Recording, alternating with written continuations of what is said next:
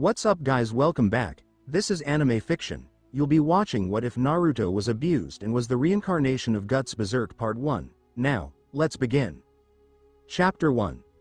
Iron in the Blood. The rain in Konoha did not feel like a blessing. It didn't wipe away the squalor in the tight alleyways or the stink of stale booze emanating from the men who had cornered the youngster.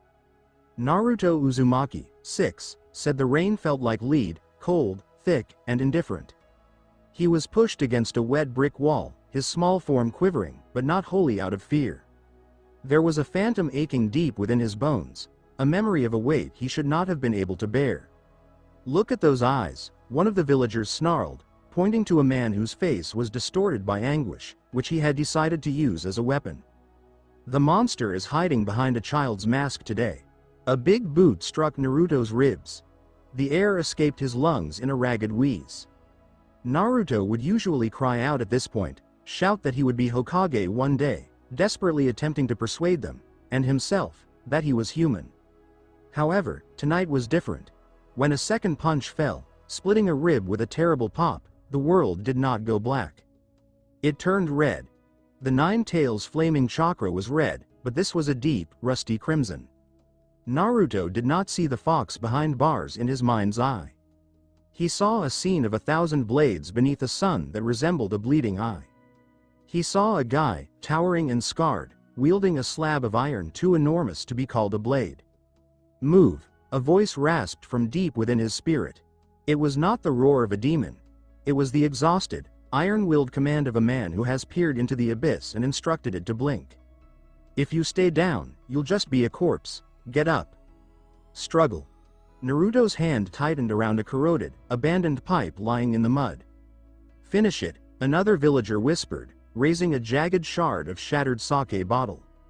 Before the Anbu show up to protect the brat, Naruto did not flinch when the man attacked. His blue eyes, which were typically wide and seeking approval, had narrowed into slits of cold, predatory steel. He did not move like a youngster, he moved like a pendulum of slaughter. He swung his pipe. It was not a ninja strike, there was no grace or chakra-enhanced speed. It was pure kinetic spite. The pipe struck the man across the temple with a dull thud. The villager sank into the mire, his eyes rolling backward. The remaining 3 men froze. The only sounds that disturbed the solitude were the regular dripping of rain and the boy's heavy, mechanical breathing. Naruto stood up slowly, his body screaming in agony, but his mind was elsewhere, locked in a recollection of a 100-man battle, of blood soaking into the soil of a region called Midland. "Who's next?" Naruto inquired. His voice was a husk of its former self. The high-pitched cadence of a lonely child was vanished, replaced by a flat, dead rasp that sent shivers of primeval horror up the big men's spines. They fled. They did not even look at their fallen colleague. They fled from the boy's eyes, the sight of a guy who had already died and found the experience disappointing. The weeks following the awakening were a whirl of excruciating physical rehabilitation and mental fortification. Naruto stopped wearing his orange outfit. It was very bright, making it an easy target for the weak. He discovered an old, enormous black cloak in a scrap heap and chopped it down to size. He stopped attending the academy for a spell. What can they educate him? How do I toss a kunai? He knows how to kill. He remembered the Dragonslayer's weight. He remembered the sensation of plate armor clicking against his skin. He spent his days in the forest of death, far from the judgmental eyes of the civilized world. There, he discovered his first true weapon. It was not a sword yet. He had scavenged a large, rectangular piece of scrap iron from a construction site near the village walls. It was rusted and blunt, weighing more than he did. Every morning, he'd fasten the slab to his back with strong hemp cords and run until his lungs burned and his feet bled. "Strength isn't in the chakra," Guts' recollections said. "It takes willpower to swing the weight when your arms are shattered. It is the spite that keeps you alive when the gods wish you dead." One afternoon, Naruto sat by a creek, meticulously polishing the edge of his iron slab with a whetstone, when a shadow descended over him. He did not look up. He recognized the aroma, lavender and charcoal. You shouldn't be out here, Naruto-kun," a quiet, wavering voice whispered. Hinata Hyuga stood a few feet away with her fingers clenched together nervously. She felt a sense of panic as she gazed at the wounded, battered youngster, the boy who had once been so boisterous and vivacious. Not in fear of him, but for him. He resembled a soldier returning from an unresolved conflict. "The forest is dangerous," she said, her voice barely audible. Naruto eventually looked up. His stare was heavy. Hinata flinched, anticipating a familiar grin or a hearty greeting. Instead, she noticed a void. "Dangerous?" Naruto repeated. He stared at the enormous iron slab on his lap. "The danger is in the village, Hyuga. Here, the predators at least have the decency to growl before they bite." Hinata made a tentative step forward. She noted how his hands were covered in ragged bandages, tainted with both old and new blood. "You're hurt." I brought some medicinal paste, from the clan stores." Naruto gazed at the little jar she was holding out. He didn't believe it. He didn't trust anyone, but in his thoughts, he saw a woman with short hair and a fiery spirit, Casca. The recollection flashed, searing and intense. He reached out with a solid, hard hand and seized the jar. "Why?" he inquired. "Because," Hinata replied, her face flushing pink as her gaze remained riveted on his. "Everyone is looking at you, Naruto-kun. But I think I'm the only one who sees how much you're hurting." Naruto turned the container over in his hands. A little, microscopic break developed in the armor surrounding his heart. "Go home, Hinata. This path, it isn't for people like you. It's for those who have nowhere else to go. Then I'll just have to keep looking for you," she said, before turning and rushing away, her pulse pounding against her ribs.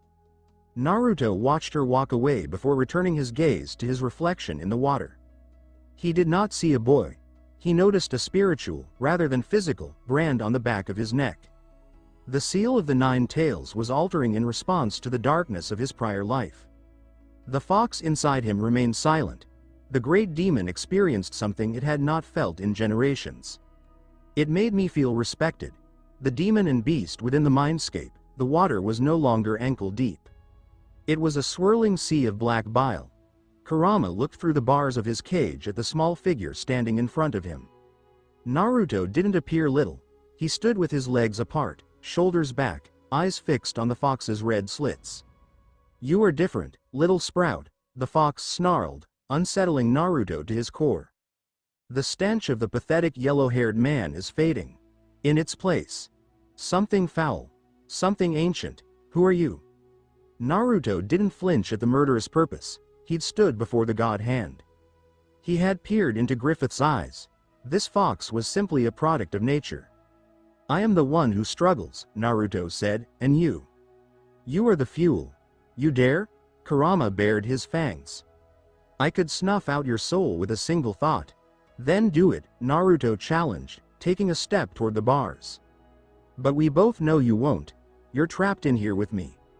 And I've spent a lifetime in hells far worse than this cage. If you want to rot, stay silent. If you want to see this village burn for what it did to us, give me your hate. I know exactly how to use it." The fox remained still.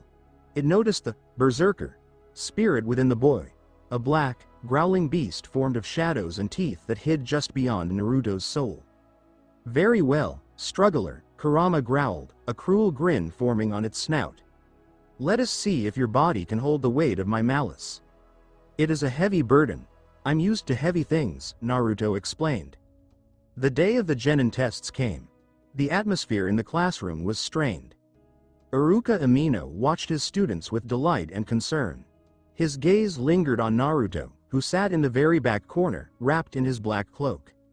Naruto hadn't communicated with anyone in months. He didn't pull a prank. He did not yell. He sat, peering out the window with eyes that appeared to see through the village's walls. When it was Naruto's turn to use the clone jutsu, the room fell silent.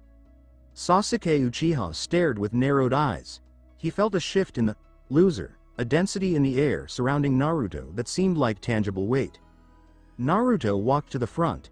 He did not demonstrate the Bunshin no Jutsu hand signs. "Naruto, the signs?" Iruka asked gently. Naruto ignored him.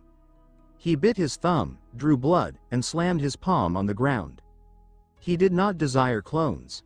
He desired presence. "I don't do illusions," Naruto stated. A burst of dark, heavy chakra erupted from him. It wasn't a ninja's perfected chakra, but raw, jagged energy. The windows in the classroom cracked. The air became frigid. Everyone in the room saw a shadow behind Naruto. A towering figure with a lost arm and a single eye, brandishing a blade that cut through the air. When the dust settled, Naruto stood there with a single, solid clone alongside him, but it wasn't a copy of Naruto. It was a flickering, gloomy image of a knight wearing black armor. The room was silent. Iruka was trembling. "Pass," Iruka choked out. Naruto took his headband but did not tie it around his forehead. He wrapped it around his right bicep, covering the bandages. As he moved away, he passed Sasuke. "What are you?" Sasuke demanded, his voice low and tinged with a terror he despised. Naruto did not stop walking. "I'm the guy who's going to survive. You should worry about doing the same, Uchiha. The world is bigger than your little vendetta." Outside, the sun was brightly, but Naruto was always aware of the eclipse hovering just out of sight. He looked towards the village gates. There was wind flowing from the land of wind somewhere out there. He could smell sand. And he could feel another soul, someone strong, icy, and possibly the first real thread to the blade he was crafting in the fires of his own wrath. The rising sun above Konoha was a cruel prank. It shone brightly on the spotless white buildings and bustling streets, as if the previous night had not been filled with the wordless moans of a youngster reliving 1,000 deaths. Naruto sat at the back of the classroom, his chin resting on his calloused palm. He wore his new black cloak, which was thick and odorless. The slab, the big, rectangular piece of iron he had spent weeks honing, was propped on the desk next to him. It wasn't a sword yet. It lacked a hilt, crossguard, and an appropriate edge. It was simply a jagged, corroded soul of a weapon held together by sheer determination. The other pupils ignored his argument. Even Kiba, who is normally the loudest and most combative, took one glance at Naruto's dead, focused attention and decided to sit 3 rows back. The air surrounding Naruto felt dense, like the atmosphere just before a lightning strike. "He's creepy," Sakura muttered to Ino, her gaze constantly returning to the boy in black. "What happened to him? He doesn't even look like the same person." "He looks like he's waiting for the war to start," Ino said, her voice unusually gentle. Sasuke Uchiha sat in the middle row with his hands folded. He could feel it too. The pressure. It felt heavy on his chest, like a cold and disciplined killing intent. It wasn't the wild, frenzied energy of a brat. It was the aura of someone who had traveled through the Valley of Death and elected to make camp there. It frustrated him. It harmed his pride as a Uchiha. Then the door opened. The team assignment's Iruka entered with his face pallid. He gazed at Naruto and then away, his heart burdened with remorse. He'd read reports about the event in the alleyway. He'd seen the clone Naruto had created during the exam. He realized the youngster was sinking into a darkness that the academy was not prepared to confront. "Team 7, Iruka said, his voice cracking slightly. "Sakura Haruno." "Sasuke Uchiha." He paused to take a breath, "and Naruto Uzumaki." Sakura grumbled, but it was half-hearted. Sasuke did not react. Naruto did not even blink. He simply reached out and grabbed the hemp-wrapped handle of his iron slab, the metal scratching on the oak desk sounding like a low, metallic snarl. "Your Jonin-sensei will be here shortly, class dismissed." Hours have passed. Sakura lost her cool. Sasuke brooded. Naruto sat with his eyes closed, doing the internal flame, a breathing method from Guts' memories that kept the muscles warm and the mind alert.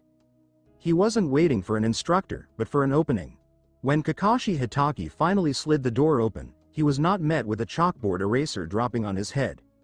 He was met with the tip of a corroded iron slab hovering 3 inches above his throat.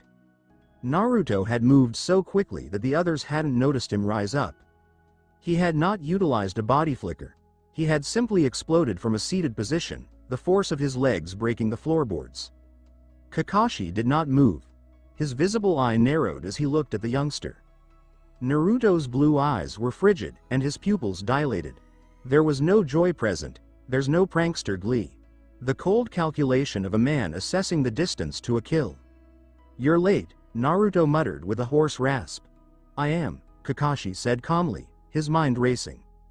This boy. His stance. It's inappropriate for a ninja, but ideal for a butcher. And you're impatient. I like that, but put the sword away, Naruto. We're all on the same side. For now. Naruto dropped the slab, and the weight shook the floor as it settled. We'll see. Training Ground 3. The bell test. The midday heat reflected off the grass of Training Ground 3.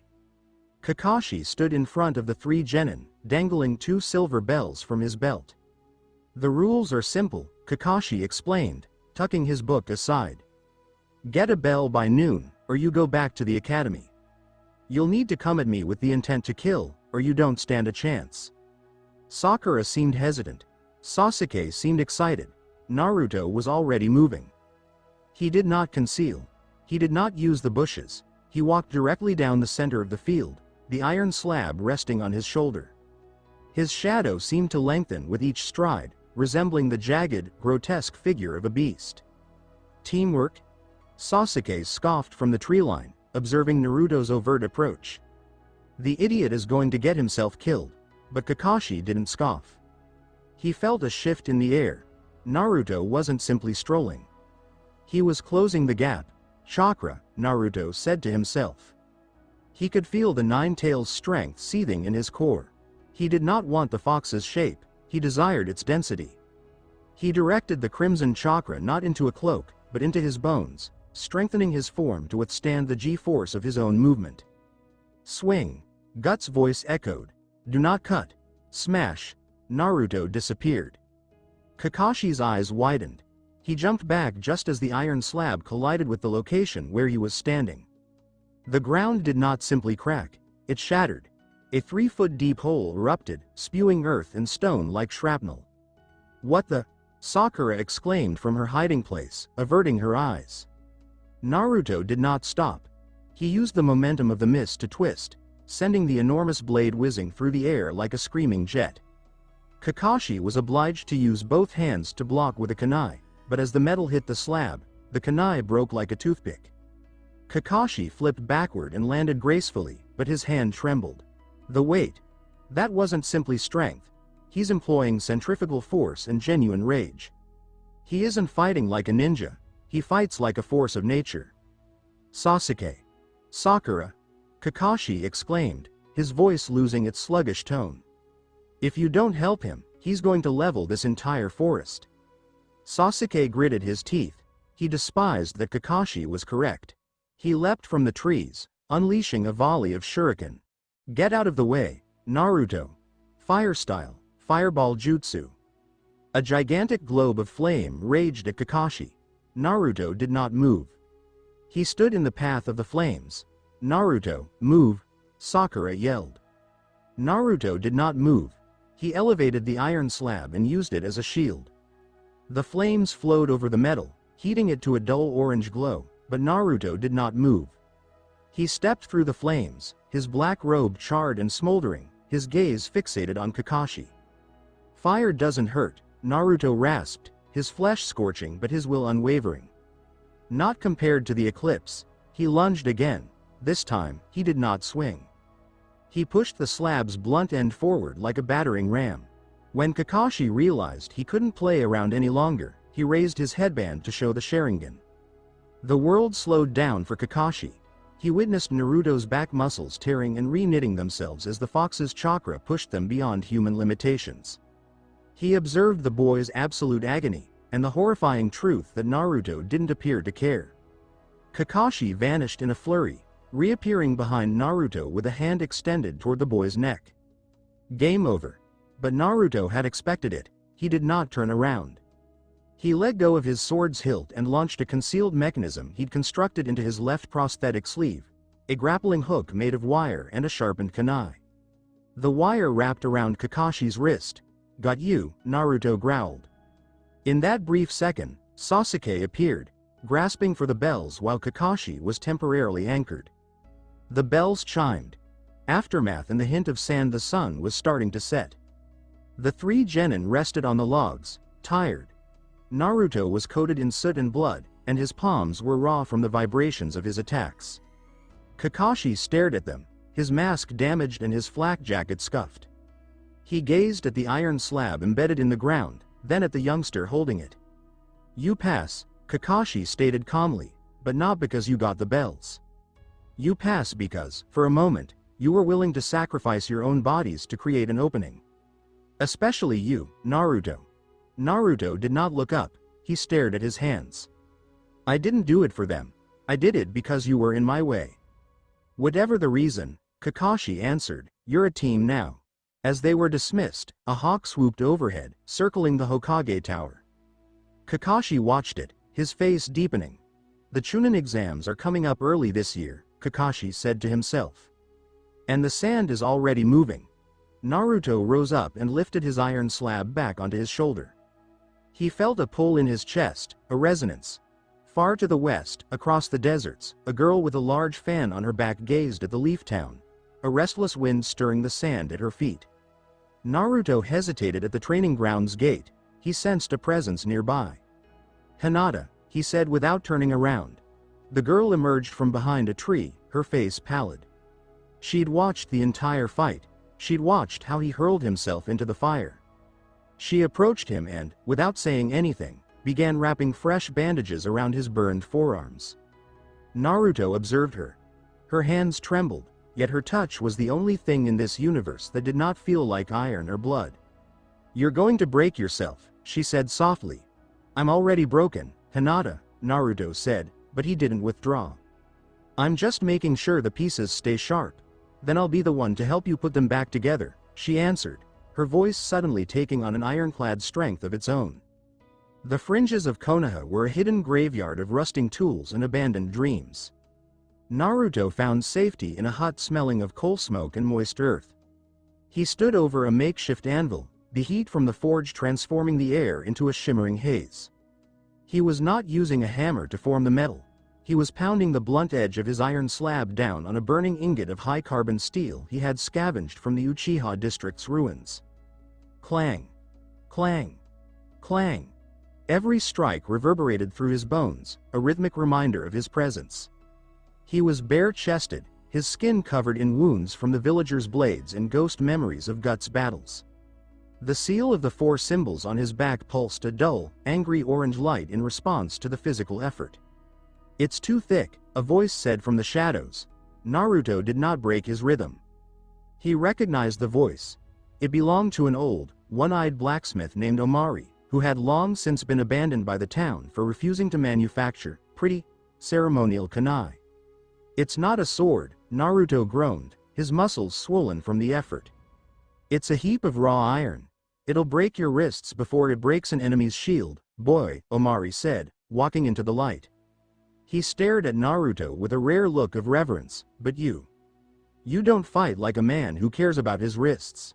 Naruto quenched the metal in an oil vat, causing a dense, bitter smoke to fill the room. He pulled out the blade. It was longer, wider, and terrifyingly heavy. It was beginning to resemble his old weapon, the Dragon Slayer. "The Chunin exams start tomorrow," Omari stated. "The village is crawling with outsiders.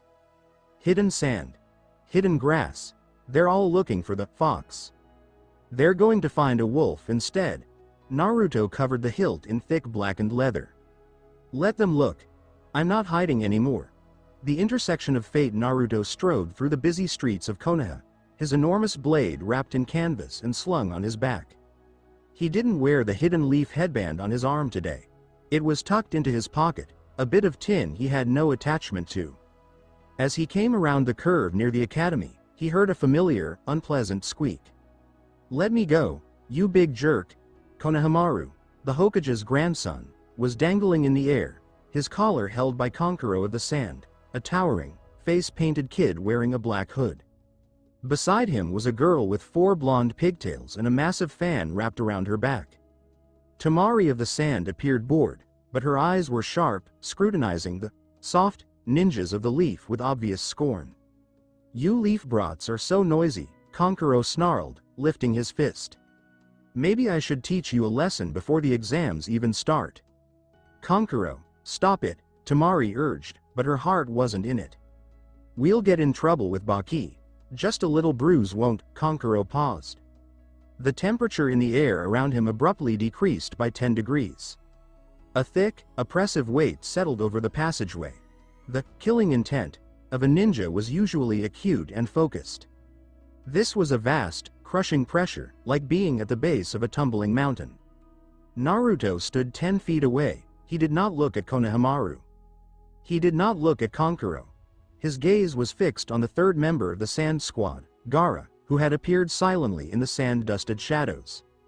But it was Temari who responded first. Her instincts screamed at her, and she reached for the handle of her massive fan. Danger. Absolute danger. She gazed at the boy wearing the dark cloak. Although he was younger than her, his eyes, they were the eyes of a man who's seen and survived the end of the world. She felt a shiver run down her spine, but it wasn't fear. It was visceral, electrifying identification. "Put the brat down," Naruto stated. His voice did not have the heroic tone of a savior. It was the flat order of a predator who did not wish to be disturbed. "Oh, and who are you supposed to be?" Kankuro chuckled uneasily, tightening his grasp on Konohamaru. "Another loser playing hero?" Naruto did not respond with words. He reached back and grabbed the handle of the canvas-wrapped sword. He did not even draw it, he simply shifted his weight. Boom! The ground beneath Naruto's feet had cracked. The sheer power of his determination sent a palpable shockwave along the alley. Kankuro staggered, his grip loosened, and Konohamaru collapsed to the ground, scrambling away in terror. "Kankuro, back off," Gaara said from the shadows, chilly and empty. The red-haired boy floated down in a cloud of sand, his pale gaze fixated on Naruto. "That one is different." Gaara looked at Naruto, his head tilted at an unusual angle. "The beast inside you. It's clawing at its cage. It wants to taste my blood." Naruto met Gaara's stare with terrified silence. "The beast is hungry. But I'm the one who decides who gets eaten." Temari stepped forward, between her brothers. She gazed at Naruto, her sight drawn to the enormous weapon on his back. She'd spent her life with strong guys, but they were always arrogant, loud, or broken, much like Gaara. This boy was different. He was iron. He was a mountain that wouldn't move.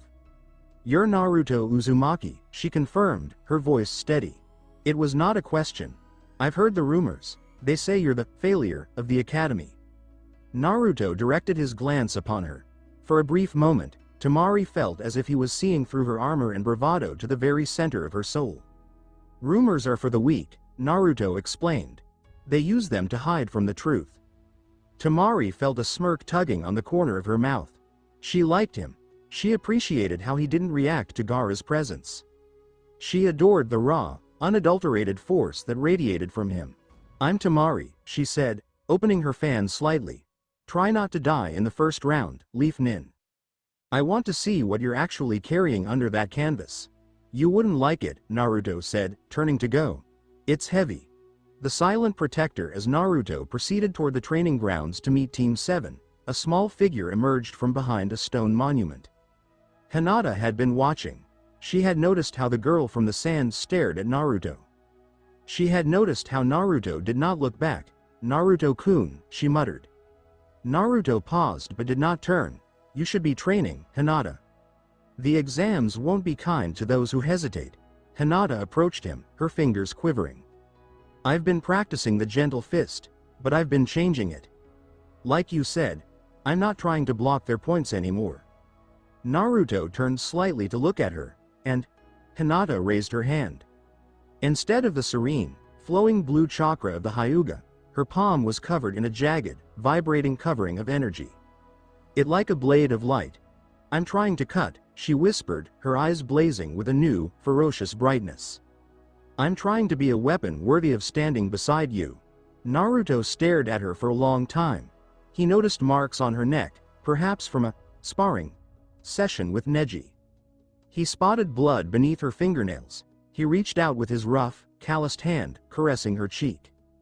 Hinata gasped, her cheeks going bright red, but she could not back away.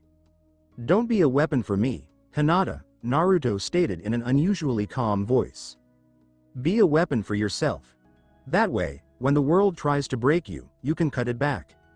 He leaned in, his forehead resting on hers for a brief moment, a gesture of closeness that felt more like a blood contract than a romance. "See you at the exam," he said, then vanished into the trees. Hinata stood there with her heart beating. She felt the area on her cheek where his hand had been. It felt warm. It felt like fire. Tamari, hiding in the boughs of a great oak, watched the encounter with narrowed eyes. "A shy little bird and a wolf," Tamari said to herself, tightening her grasp on her fan. "This village is much more interesting than I thought." The gates of the 44th training zone, known as the Forest of Death, loomed like the ribs of a massive, ancient beast. Behind the chain-link walls, the foliage was a riot of strange greens and purples, fed by the blood of those who had failed to explore its depths. Anko Mitarashi, the proctor with a passion for blood and dango, addressed the gathering genin. She sported a smirk that did not reach her eyes, which were drawn to Naruto. "Before we begin," Anko chirped, waving a stack of papers, "you all need to sign these consent forms. In case you die, I don't want the paperwork on my desk." Naruto was the first to step forward. He did not read the document. He grabbed the pen, scrawled his name with a jagged, angry hand, and threw it back. His iron slab was attached to his back, now covered in a darker, more robust leather sheath. "Rushing to the grave, are you?" Anko murmured, her voice barely audible as he walked by. He stopped. His gaze fell on the mark adorning her neck, the cursed seal. He recognized the smell. The scent was unmistakable, the god hand. The air was thick with the scent of something offered up. "I've been dead since I was born," Naruto said, his blue eyes locking onto hers. "A shift in the view, that's all this forest is." Anko's confident grin wavered. For a heartbeat, he vanished. A shadow, vast and consuming, eclipsed the trees. The gate groaned as it swung wide, and Team 7 disappeared into the trees. It happened in an instant. The sun's rays were choked by the tangled limbs of the massive oaks, casting the woodland floor into a constant, unhealthy gloom. "Stick with me," Sasuke said, his fingers brushing the pouch where his kunai were kept. He was on edge, his eyes, devoid of the Sharingan, flitting about, tracking every sound that disturbed the brush. "We need to find a defensible position and, quiet," Naruto said, cutting in. He remained motionless, his head slightly cocked. He wasn't straining to hear any approaching footsteps. The forest's pulse was his music. Guts instincts, forged in the crucible of countless nights where survival was a struggle against the elements, whispered that the forest's so-called predators were a minor concern.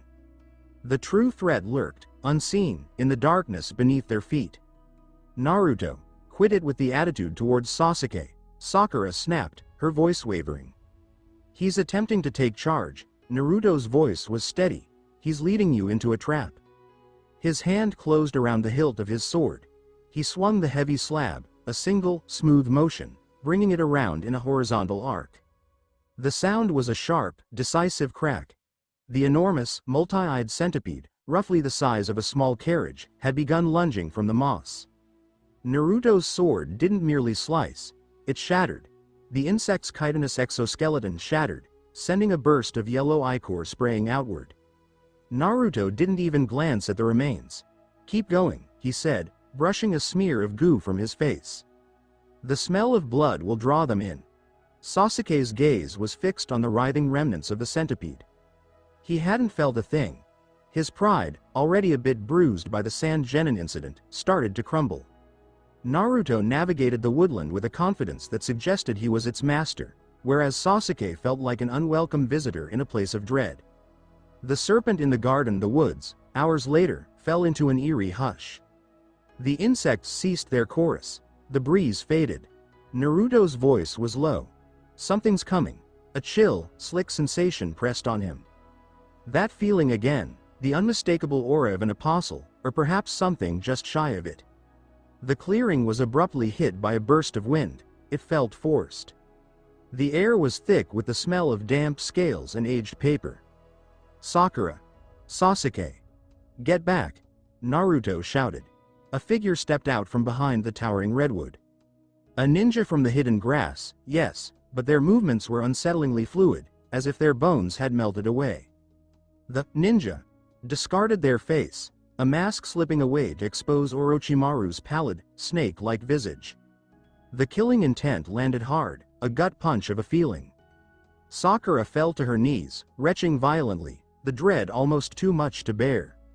Sasuke was a statue, a kunai trembling in his grip, his gaze unfocused and empty. He was gazing down the barrel of his own demise. Orochimaru's tongue, a long, forked thing, darted out to wet his lips. So, this is what the Uchiha came up with. Hardly impressive, but the other one. Naruto felt the weight of those golden gaze upon him. The youngster, clutching that chunk of iron, he didn't feel like a Jinchuriki, he felt like a specter. Naruto remained still. He didn't become sick, he rooted himself, the sword's heft a solid presence against the ground.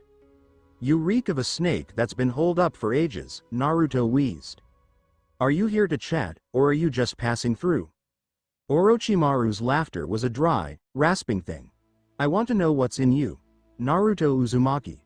I want to see if that iron will hold against the flood. Orochimaru charged forward. He didn't gesture with his hands.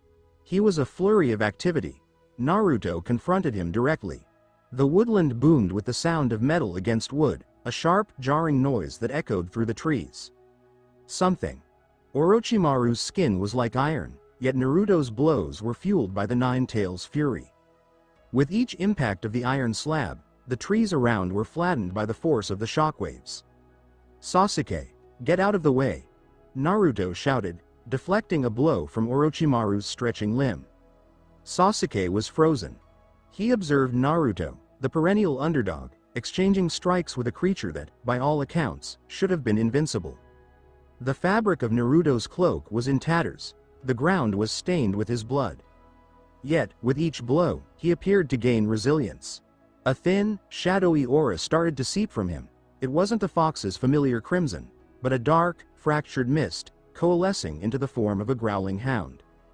Give in, the beast of darkness's voice slithered across his thoughts. Let the fury guide you. Crack the serpent, shatter the world. Not yet, Naruto managed, his voice a strained whisper. He brought the blade down, a motion fueled by the accumulated pain of his body. Strugglers cleave. The weapon struck Orochimaru, the force of it driving the blade deep into the Sannin's shoulder. The earth suddenly collapsed, forming a gaping chasm. Orochimaru's lips curled into a grin, even as blood trickled from his mouth. Exquisite. A wrath so wonderful. He lunged, his neck elongating, and bit down on Naruto's neck. Instead, he found something else entirely. He felt the Nine Tails' searing, corrosive chakra mingling with the frigid, lifeless iron of Guts' essence. Orochimaru flinched, his expression a mask of pain, as though he just ingested a caustic substance. What? What is this? Your soul, it's already marked. Naruto's hand morphed into a claw, and he seized the Sannin by the throat. I've been there, done that. You're just passing through. The San's intervention as Orochimaru readied a second, deadlier attack. A tremendous wind swept through the area. The massive iron fan, a whirling menace, uprooted trees as it swept through the air, compelling the Sannin to retreat. Tamari perched on a branch overhead, her fan unfurled, the three purple moons casting a soft glow in the fading light. Kankuro, his expression dark, readied his puppets alongside her. Leaf Nin, Tamari said, her gaze locked on Naruto's neck, where blood was seeping. The racket you're making? It's drawing the wrong crowd. Her gaze fixed on Orochimaru, and she squinted. She didn't recognize him, but she understood authority. That thing. It's not a genin. Get lost, sand girl, Naruto growled, rubbing his neck. The cursed seal struggled to gain a foothold, yet the fox's chakra resisted, waging a battle within his very blood. It's not your battle to fight. I choose my battles, Tamari replied, jumping down to join him. The sight of his blood, hissing and curling as it met the earth, was undeniable. A deep want gripped her, a protective impulse she hadn't experienced for anyone else, not even her brothers. But this was something else entirely. The desire to be at someone's side, to be equals. Orochimaru's gaze narrowed, a hiss escaping him as he regarded the arrivals. The San's involvement. Intriguing, to say the least. But I've had my fill for now. He felt himself start to drop, his gaze fixed on Sasuke, still shaking in the soil, and then on Naruto. "We'll cross paths again, struggler. When the moon is crimson, you'll find your way to me." He was gone. The quiet that settled was thick. Naruto dropped to a knee, the iron slab clattering from his grasp and sinking into the muck. Temari took a step closer, then froze as a shadow darted past her.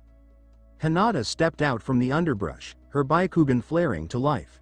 Her hands crackled with that distinctive, pulsing chakra. She avoided Temari's gaze. She avoided Sasuke's gaze. She sprinted toward Naruto, intercepting him just before he fell.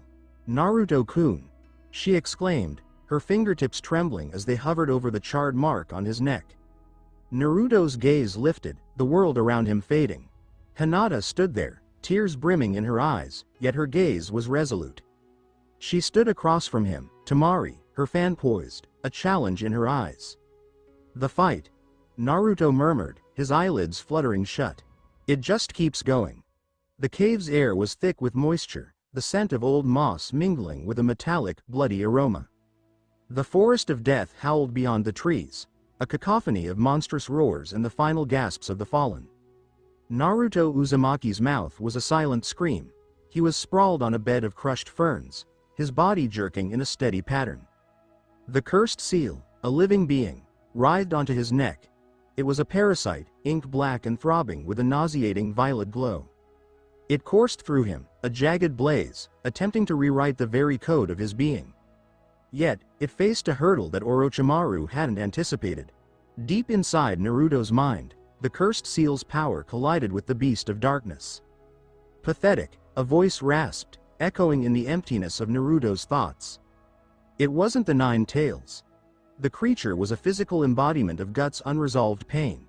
A wolfish beast, its eyes aflame with crimson light, and its teeth forged from black glass.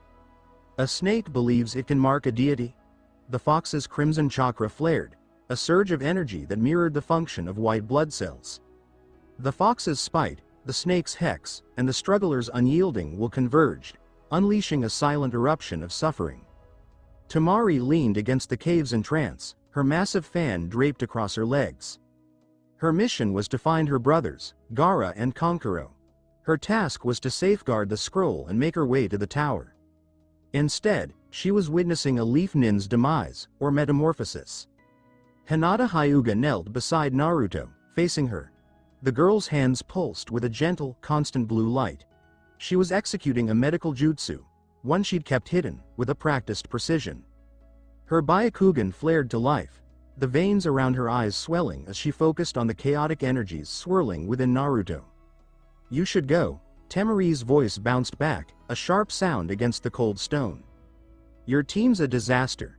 The Uchiha is a total wreck, and the girl with the pink hair is a sobbing mess. You're the last one left. If anyone comes for your scroll now, you're finished." Hinata kept her gaze fixed.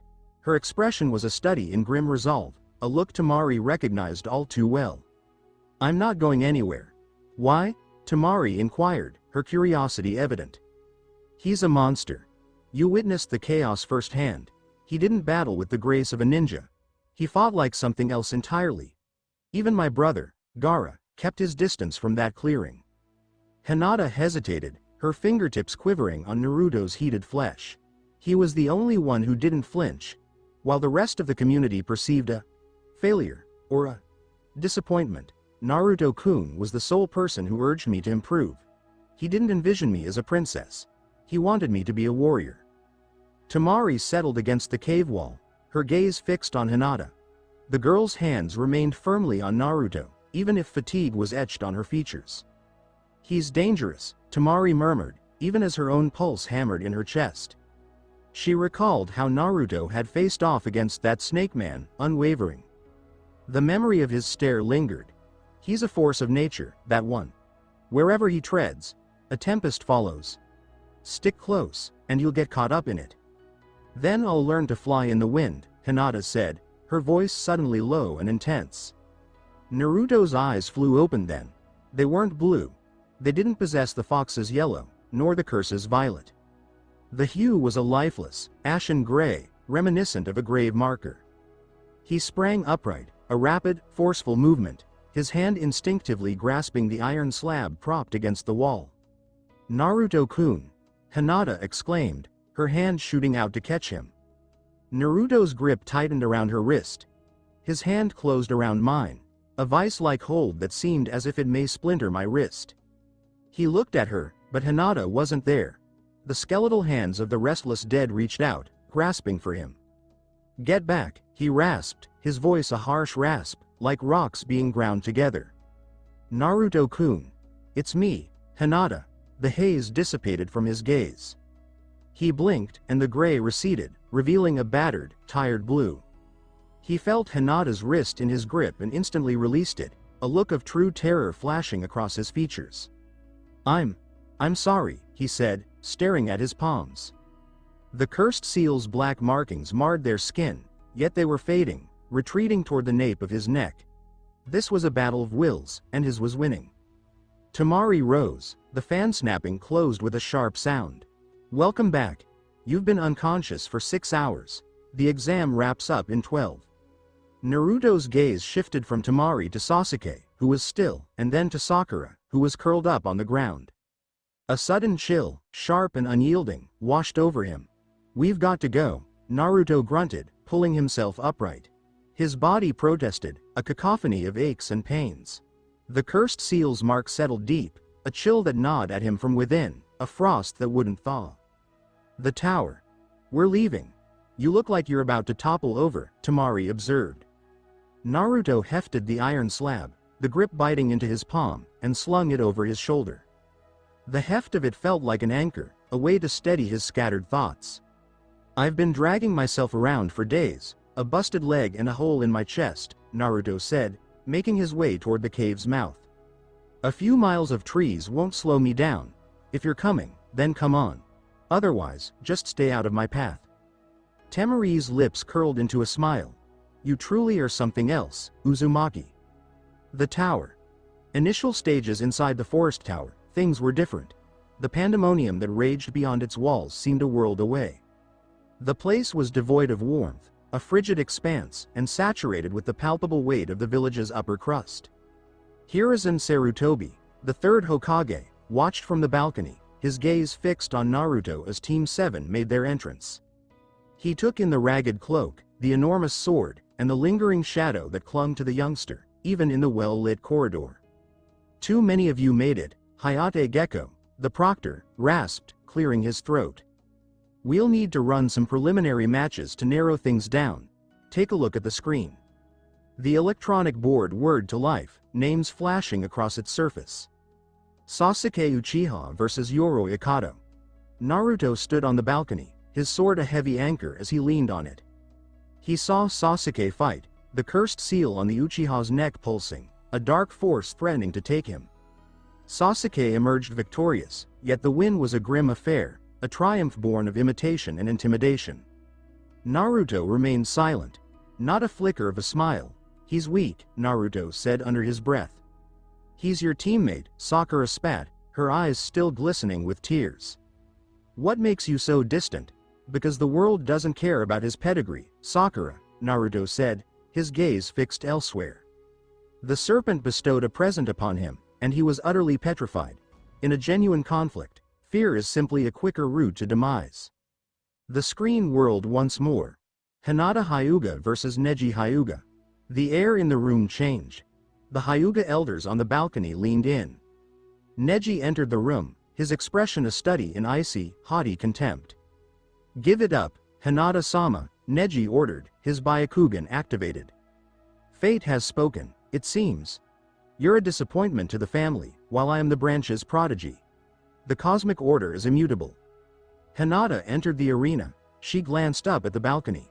She avoided her father's gaze, Hiyashi, who regarded her with a chilling detachment. She turned her gaze toward Naruto. Naruto didn't provide a thumbs up. He remained silent. He met her gaze, a quick, decisive nod the only response. The fight. Hinata glanced over her shoulder at Neji. She didn't adopt the usual gentle fist pose. Her stance widened, a subtle shift that lowered her center of gravity. Her hands went up, but unlike the serene, sweeping gestures of her people, her fists were tight. I don't believe in the stars anymore, Neji Nisan, Hinata declared, her voice resonating with a surprising force that filled the space. My faith is in the iron. The clash erupted in a chaotic whirlwind of brutality. Neji's movements were fluid, almost balletic, as he targeted Hinata's tenketsu with each attack. Hinata didn't even attempt to get in his way. She weathered the blows, her form soaking up the impact, and then she surged forward, closing the gap. She was approaching things with a struggler's mentality. She surrendered her arm to the numbness, a necessary sacrifice for a single, decisive strike. Hinata stood her ground when Neji's attack came. She turned, allowing his fingers to brush against her ribs, and then shoved her hand hard on his chest. It wasn't a gentle fist attack, though. She focused her chakra, condensing it into a single, resonating point. It was a technique she'd perfected after observing Naruto as he shaped his sword. Iron palm. Shatter. The impact sent a noticeable shockwave rippling outward. Neji went airborne, his chest protector exploding into shards as he hit the ground. He slammed into the wall, the impact jarring, and a spray of crimson erupted from his mouth. The air grew still. Hiyashi Hyuga rose, his gaze a blend of shock and dawning comprehension. This wasn't how the Hyuga did things, it felt elemental. Hinata stood in the middle of the ring, her breath coming in quick, uneven bursts, her vision swimming. Victory was hers, however the price was steep. Her insides were a wreck, and her chakra network was in disarray. With the medics already on the scene, Naruto sprang from the balcony. He acted without asking. He touched down next to her, the weight of his boots echoing against the tiles. He lifted her effortlessly, her petite form seeming even more delicate when contrasted with the dark fabric of his cloak. You did well, he murmured, his breath warm against her skin. Hinata grinned, a small, bleeding thing. I didn't run. No, Naruto said, his gaze shifting to the following names shown. You fought. The screen's final flicker of the day. Naruto Uzumaki vs Kiba Inuzuka. Naruto passed Hinata to the medics, his expression hardening into a mask of icy, concentrated fury. He went to Kiba, who was trying to appear courageous with Akamaru, even though the dog was clearly distressed. Naruto. Kiba shouted, attempting to cover his apprehension with a show of confidence. Don't get too cocky just because you've got a big sword. I'm not afraid of you, we're going to. Naruto didn't bother waiting for the proctor's signal to begin the fight. His hand closed around the handle of the iron slab, a firm grasp. You talk too much, Naruto stated. The atmosphere thickened, a palpable weight settling over everything. The cursed seal on Naruto's neck pulsed, a fleeting flash, but he pushed it down, instead tapping into the weighty recollections of 100 fights. The fight had shifted, no longer a battle within. The noise was about to hit a peak. The arena floor, a brutal expanse of stone, offered no warmth. Kiba Inuzuka faced Naruto, his hands curled into claws, a wild grin plastered across his face. Yet, a glimmer of uncertainty danced in his eyes. Akamaru, at his side, emitted a soft, sorrowful whine. The dog, however, detected something the youngster did not, the lingering aroma of countless battlefields, embedded in Naruto's dark robe. Ready, Akamaru? Let's give this guy a taste of some serious speed, Kiba said, popping a soldier pill. Man-beast clone. Amidst the chaos of smoke and fur, Kiba and Akamaru transformed into a two-headed storm of destruction. They took off, a blur of motion, their spins generating enough power to carve through stone. Fang over fang. Naruto remained still. He didn't even bother to unsheathe the iron slab he'd been carrying. He stood firm, knees slightly bent, and his eyes were half-lidded. Focus, the struggler's voice murmured. A beast doesn't triumph by being fast. Its power lies in the force of its attack. Naruto extended his hand as the twin cyclones bore down. His hands, swathed in bandages that were now crimson, didn't exactly possess the swiftness of a ninja. The trap was tightening, and they were caught in its snare. He didn't flinch. He got them. His left hand shot forward, crashing into the heart of the initial cyclone, and his fingers found purchase on Kiba's clothing. His right hand snagged the second. The force of the hit rippled through the floor, fracturing the tiles in a web-like pattern under Naruto's feet. The assault's thunderclap vanished, leaving only the sound of Kiba's breath, a sharp intake that caught in his throat. "Is this all you've got?" Naruto's voice was a low, menacing growl. Kiba's eyes widened. He was stuck. He struggled to break free, but Naruto's hold remained unyielding. The cursed seal's black tendrils started their ascent, creeping up Naruto's neck, fueled by the rush of adrenaline. He fought them off, though, pushing them back with a blast of cold, dark chakra. "All right, my turn," Naruto declared. He didn't employ any jutsu. He just slammed his forehead onto Kiba. The noise echoed like a blacksmith's strike. Kiba's nose exploded, and he staggered, the world around him a blur. Naruto was there before he even landed. His hand closed around the handle of the iron slab at last. He didn't draw the weapon. It remained sheathed, its weighty leather covering intact. The weapon's full force came crashing down onto Kiba's chest. Hayate, the proctor, made a move to step in, but he was already a beat behind. The slab crashed down on Kiba, a sudden, crushing weight. Kiba gasped, the oxygen forced from his lungs in a harsh, ragged sound, as the ground gave way beneath him, dropping 3 inches. Kiba lay still, a broken figure, lost to the world. Akamaru let out a soft whine, his tail curling protectively as he huddled close to his owner, trembling. "Winner. Naruto Uzumaki," Hayate declared, his voice hardly steady. Naruto didn't throw a party. He kept his gaze fixed ahead, avoiding the throng. He lifted the heavy block again, settling it onto his shoulder, and headed for the stairs. He walked by the Hokage's box, his gaze fixed forward, never acknowledging the grandfather who had let him languish in isolation for so long. He was alone. He was free. His only companion was the battle. 1 month later, the Forest of Shadows, the month of training, had transformed the town, creating a palpable tension. As Sasuke trained with Kakashi on the Chidori, and the other genin honed their elemental jutsu, Naruto found himself in the Forest of Death, seeking solitude in its shadowy depths. He'd constructed his forge close to a waterfall, the constant rush of water masking the clanging of his work. He wasn't just a kid swinging a blade anymore, he was becoming the very weapon itself. "You're overdoing it," a voice, shrill and distinctly feminine, cut through the stillness of the clearing. Naruto kept going, undeterred. Suspended upside down from a sturdy tree limb, he was performing sit-ups, the 200-pound iron slab pressed firmly against his chest. The morning air was chilly, but sweat streamed down his scarred torso, rising in a thin veil of steam. Tamari of the Sand rested against a redwood, her massive fan secured to her back. For 3 days, she'd trailed him, observing his routine. She'd witnessed him battle colossal tigers, armed only with his fists. She'd watched him, a figure in the heart of a roaring inferno, as he sought to temper his flesh. The Sand should be keeping their own secrets, Naruto muttered, completing his last representative and collapsing to the ground with a thump. He rose, his muscles a network of taut sinew. Tamari approached, her gaze drawn to the mark on his neck, a scar that spoke of the cursed seal's presence. Gaara's unraveling. With each passing moment, as the finals approach, the mother within him howls for violence. "I thought I understood what a monster was, until I met you." Naruto swiped a cloth over his brow, clearing the sweat that had gathered there. "I'm no monster. Just a man who wouldn't give in. Is that what you call it?"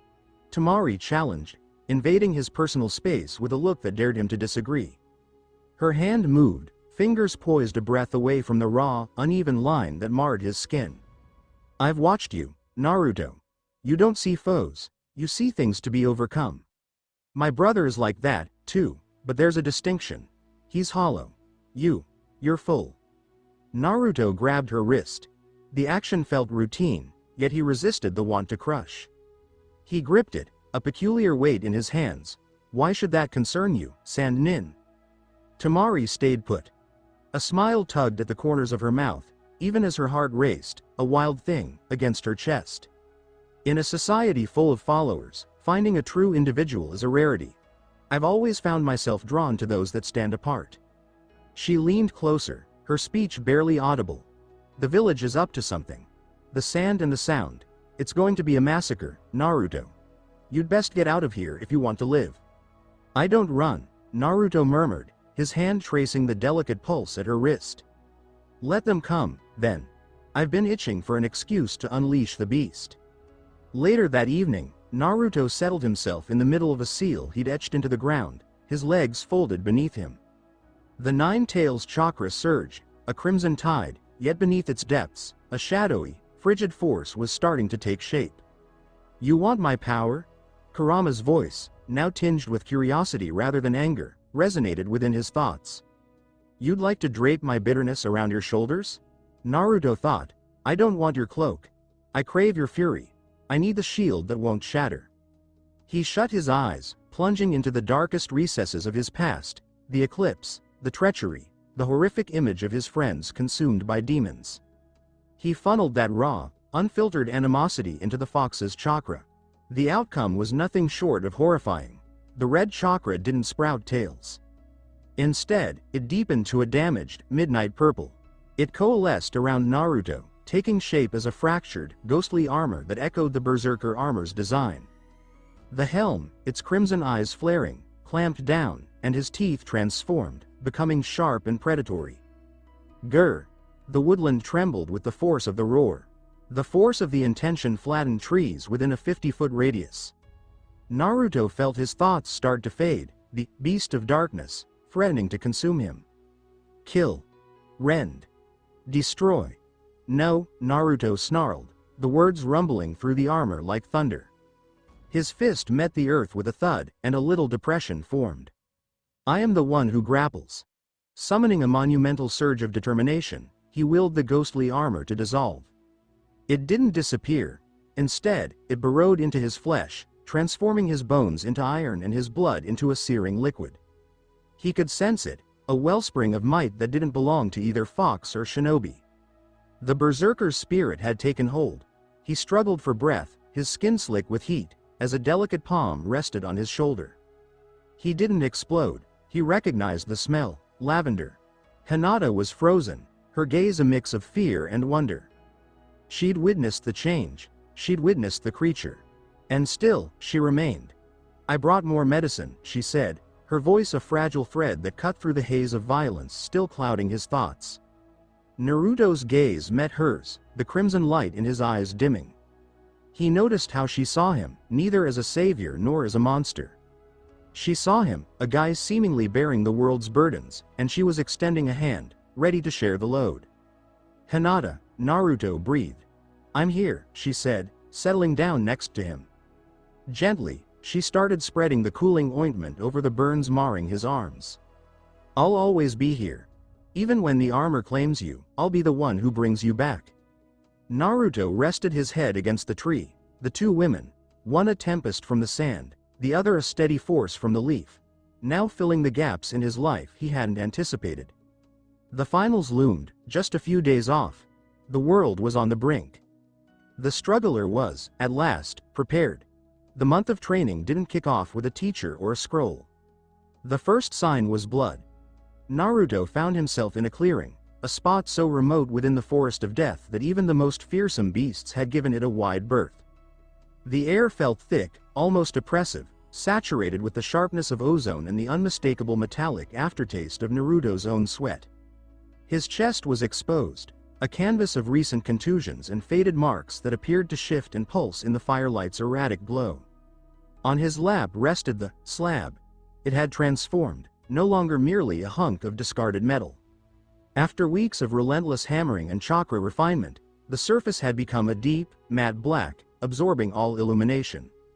It was broader, stretched out further, and had the heft to serve as a makeshift barrier. It's a wretched thing, a voice growled from the treetops. Naruto kept his gaze fixed. He didn't have to. The chakra was immense, a vast ocean of energy that seemed almost too cheerful for the gloom of the woodland. Jiraiya, one of the legendary Sannin, descended from the trees, his landing surprisingly nimble for a man of his size. He glanced at the youngster, then at the sword, and last at the dark, throbbing mark on Naruto's neck. They said the fourth's kid had become a moody swordsman, Jiraiya remarked, his typical exuberance giving way to an unusual, heavy silence. You don't resemble Minato's son at all. You look like something that clawed its way out of a graveyard. Minato's gone, Naruto said, his voice a rough whisper, as if he were trying to speak through a mouthful of gravel. "Ghosts don't have this kind of heft. What do you want, old man?" "I'm here to teach you the summoning jutsu," Jiraiya announced, unfurling a colossal scroll. "Naruto, the fox's chakra is a weapon, but if you don't temper it with something else, that snake's curse will consume you." Naruto rose, the dragon slayer now resting on his shoulder. The action was smooth, and its efficiency was frightening. "I don't need to conjure toads. What I need is a way to deal with creatures that just won't stay dead." The contract fell through. Jiraiya was adamant. He made Naruto sign the toad contract, using his own blood to do it. However, when Naruto attempted the jutsu, something went terribly awry. He didn't draw on the fox's crimson chakra, nor the azure chakra of a shinobi. He drew upon the beast of darkness, a physical embodiment of Guts' suffering and the Nine Tails' shared resentment. A chill settled across the clearing. The flames sputtered and vanished. The ground, rather than erupting with a massive toad, transformed into a seething pool of black bile right under Naruto's feet. A form materialized, a hound forged from darkness. Its eyes, mere slits, glowed with a malevolent red. It didn't just croak, it shrieked, a cacophony of 1,000 voices. The toad scroll ignited, the ink consumed by flames. Jiraiya sprang away, his hair extending as a shield. "What in the world? That's not a summoning. Naruto, halt! You're shredding your own essence." Naruto collapsed, dropping to his knees, his fingers digging into the dirt. The shadow hound sprang, not towards Jiraiya, but toward Naruto, and then it vanished, absorbed into his shadow. The boy's gaze lost its luster, becoming a dull, lifeless gray. For a heartbeat, Jiraiya didn't see a pupil before him. He witnessed the eclipse. Before him stretched a vista of 1,000 blades, and the heavens wept crimson. Naruto spat blood and fell to the ground. "I told you," Naruto murmured, his voice barely audible as he pressed his face into the ground, steam rising from his form. "The things within me, they don't exactly get along." The desert wind in the Iron Mountain 2 weeks into the month, Naruto was at his forge, a makeshift anvil he'd constructed into the side of a cliff. The woodland pulsed with the steady beat of his hammer, the only life it knew. "You're doing it wrong," a voice cut through the air, its tone laced with impatience.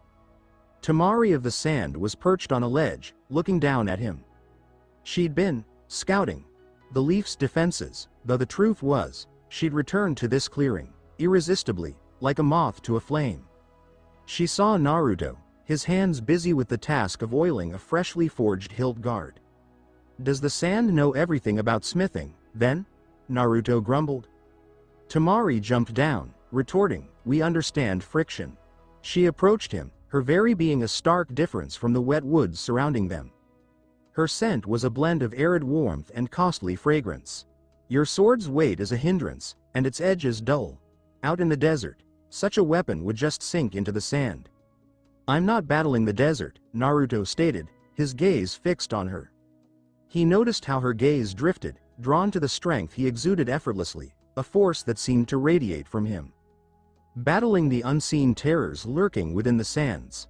Temari's cheeks warmed, a telltale sign of her embarrassment. Born the daughter of a cage, she'd been surrounded by the harsh realities of battle from the moment she took her first steps. But Naruto's stare made her feel something. The world is a stage, and we are all players. Not for political gain, but because a predator sees a fellow predator. "Spar with me," she said, her fingers drifting toward her fan. "Let's see you put that heap of raw iron to the test against someone who can actually fight." The clash was a spectacle of contrasts. Temari's winds, capable of cleaving stone, howled, yet Naruto remained still. He employed the Dragon Slayer as a shield against the wind, the enormous sword serving as a physical barrier. His movements were a slow, deliberate march, each stroke of the sword generating a vacuum that seemed to steal the very air from Temari's chest. Naruto, in the end, managed to catch her. He fought against the wind, closing the gap between them. His hand sprang out, catching the edge of her fan and forcing it closed. The forge's heat and their own body's warmth were almost indistinguishable, just a breath separating them. "You're quick," Naruto wheezed. "Yet, the wind cannot budge a mountain." Temari's gaze locked into his gray-blue eyes. A wave of something she couldn't quite identify washed over her. It was a blend of terror, admiration, and a raw, undeniable pull towards the man's formidable, unwavering power.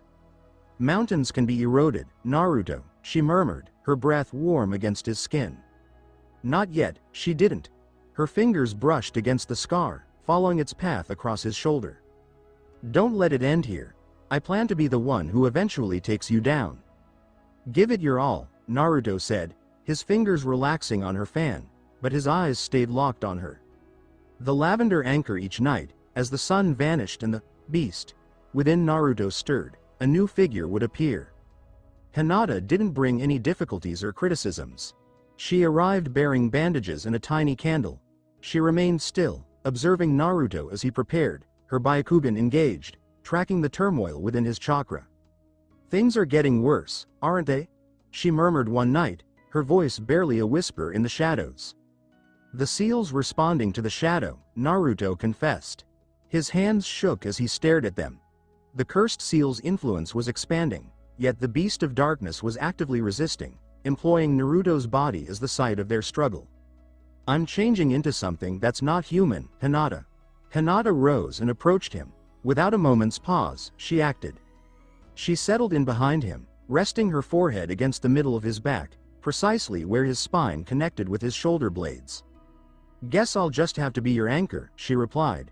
She started to draw on her chakra, not the sharp, slicing force she used in battle, but a gentle, pulsing current.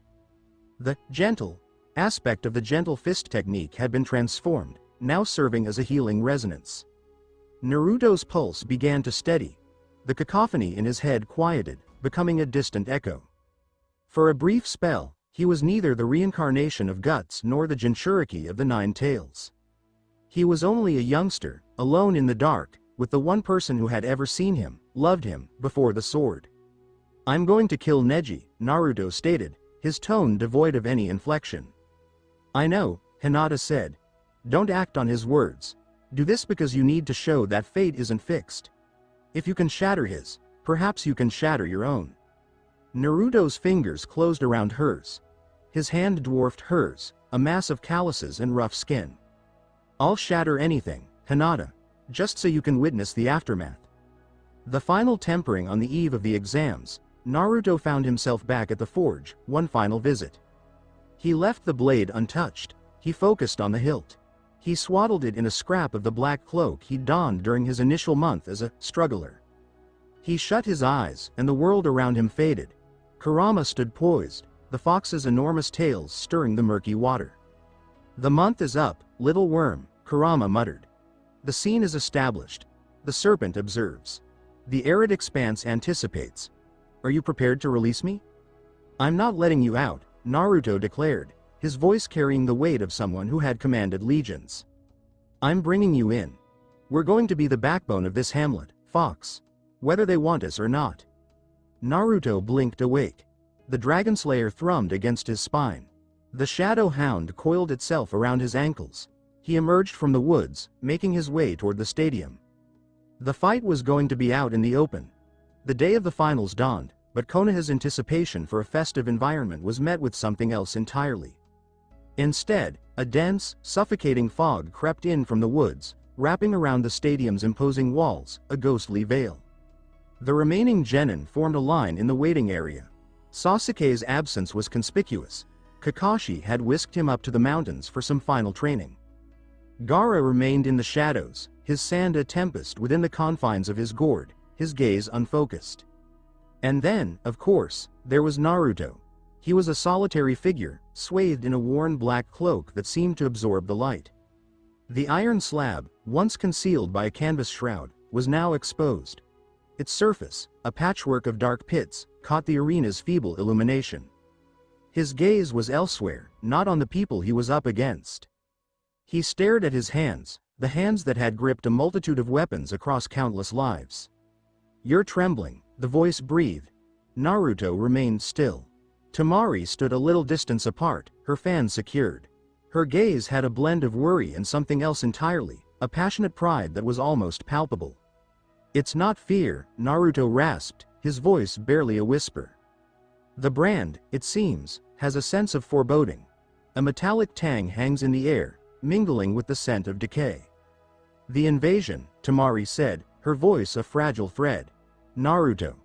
If things take a turn for the worst today, if the order is given. Do what you have to do, Sand Girl, Naruto whispered, his gaze finally settling on her. His gaze was frigid, yet a little spark of humanity danced within. Don't try to stop me. When the eclipse begins, I don't bother with who's beside me. My focus is solely on the task at hand. Tamari's fingers clenched around the handle of her fan. Just try to stay alive long enough for me to show you a real desert storm. The match. The wall of destiny. The arena erupted with noise when Genma Shiranui, the proctor, raised his hand, signaling the start of the first fight. Naruto Uzumaki versus Neji Hyuga. Neji entered the arena's heart, his movements fluid and deliberate, as if he were a deity making a grand entrance. His white robes were immaculate, and his long hair streamed out behind him.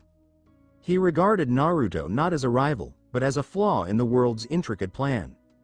A failure is still a failure, Naruto, Neji stated, his Byakugan activating, the veins surrounding his eyes becoming pronounced. You've got a big weapon and a sinister presence, but you're still stuck with a ceiling, a limit you can't escape. My eyes perceive the currents of existence. I see your chakra, a chaotic mess. I see your loss. It was all decided the instant this fight was scheduled. Naruto remained silent. His hand closed around the Dragonslayer's hilt. He didn't draw it out. He drew the blade, the metal's weight singing as it left the scabbard, a sound that echoed like a death knell. The force of the blade slicing through the air generated a pressure wave, which in turn disturbed the folds of Neji's clothing. I don't care about your eyes, Naruto declared, his voice cutting through the stillness of the stadium. I don't give a damn about your stars. I've been in the shadows for so long, I can't even remember the last time I saw the sky. If fate wants me to fail, then fate will have to come down here and do it itself. Very well, Neji said, his voice a low hiss. 8 trigrams, 64 palms. Neji was a flash of white. He was suddenly there, his fingers reaching out, sharp and quick. Naruto didn't even attempt to keep pace, he understood he couldn't. Instead, he drew on the insights of the struggler. He rooted himself, then unleashed the enormous sword in a sweeping, horizontal motion. The blow wasn't aimed at Neji himself, it was a maneuver designed to dictate the battlefield. The iron slab was a lethal, shifting barrier. Neji had to cancel his initial 10 attacks, springing back to dodge a potentially lethal blow. You believe a chunk of iron will keep you safe? Neji sneered, twirling in the air. 8 trigrams. Spin. Neji transformed into a whirling sphere of azure chakra. The blade of Naruto struck the dome with a resounding impact. The sound echoed. It was a cacophony. The audience in the front rows winced, hands clamped over their ears. The collision unleashed a shower of sparks, a little tempest born from the clash of iron and chakra. Naruto's arms trembled, a force capable of pulverizing a human's bones, yet his berserker skeleton remained unyielding. Is that it? Naruto snapped. He held his ground, he leaned into the turn. He started to turn, harnessing the force of Neji's defensive move to power a follow-up blow, one that would be even more devastating. Causality breaker. Naruto's yell echoed, the cursed seal's black marks flickering to life on his neck. They were then consumed by a wave of dark purple chakra. He brought the blade down hard, the flat side slamming into the rotation. The dome didn't just halt, it fractured. Neji staggered, his internal clock thrown off, his hands shaking. Naruto's expression registered as pure astonishment. No one had ever managed to breach the rotation by sheer strength. You're tapping into the beast's strength, Neji rasped, blood staining his lips. You're giving up your very essence for a win that isn't yours to claim. Naruto trudged forward, the iron slab a reluctant companion, its weight biting into the earth and leaving a long, ugly scar. I cast away my humanity ages ago, Naruto admitted. I exchanged it for the will to keep going, even when everything around me screamed for me to give up. You think you're a genius because you were given a talent at birth? I consider myself a victor because I started with nothing and I'm still standing.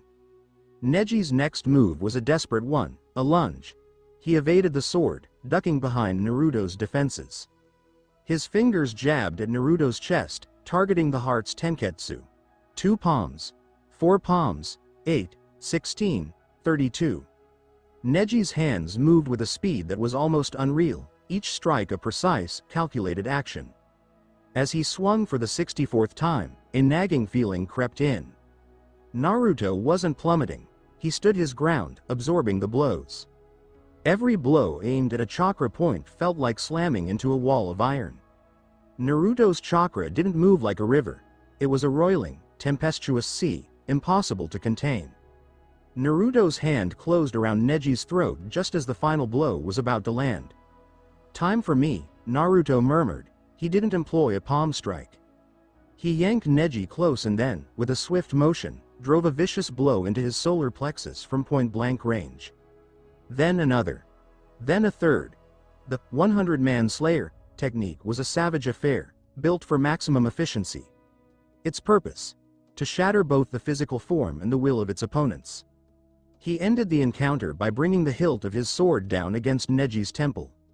The Hyuga's genius crumpled to the ground, his eyes glazing over as his destiny and his ribs were both broken. The feathers of sleep. The stadium held its breath. The Hokage's gaze swept over the room from his elevated seat, his face a mask. Hinata sat in the grandstand, hands tightly clenched, tears of relief and wonder spilling down her cheeks. She had witnessed the guy she adored accomplish the unthinkable. The triumph, however, was fleeting. Out of nowhere, white feathers started to fall from above. One by one, the onlookers started to sag, succumbing to a profound slumber conjured by the genjutsu. "It's beginning," Naruto murmured, his gaze drifting skyward. The cage in the cage's box sprung into action. He seized the third Hokage and, with a powerful leap, landed on the roof. A massive purple barrier suddenly materialized, encircling them. The village gates shuddered with the force of the blasts. Massive serpents started to slither up the walls. "Naruto!" Kakashi's voice cut through the air as he materialized on the arena floor next to him, kunai at the ready. "The village is under attack. We need to." "I know," Naruto cut in, hefting the Dragonslayer onto his shoulder. His gaze drifted toward the Sand Genin's designated space. Gaara's voice echoed, a raw scream as he gripped his skull. The sand, responding to his distress, twisted and coalesced into a massive, claw-like form.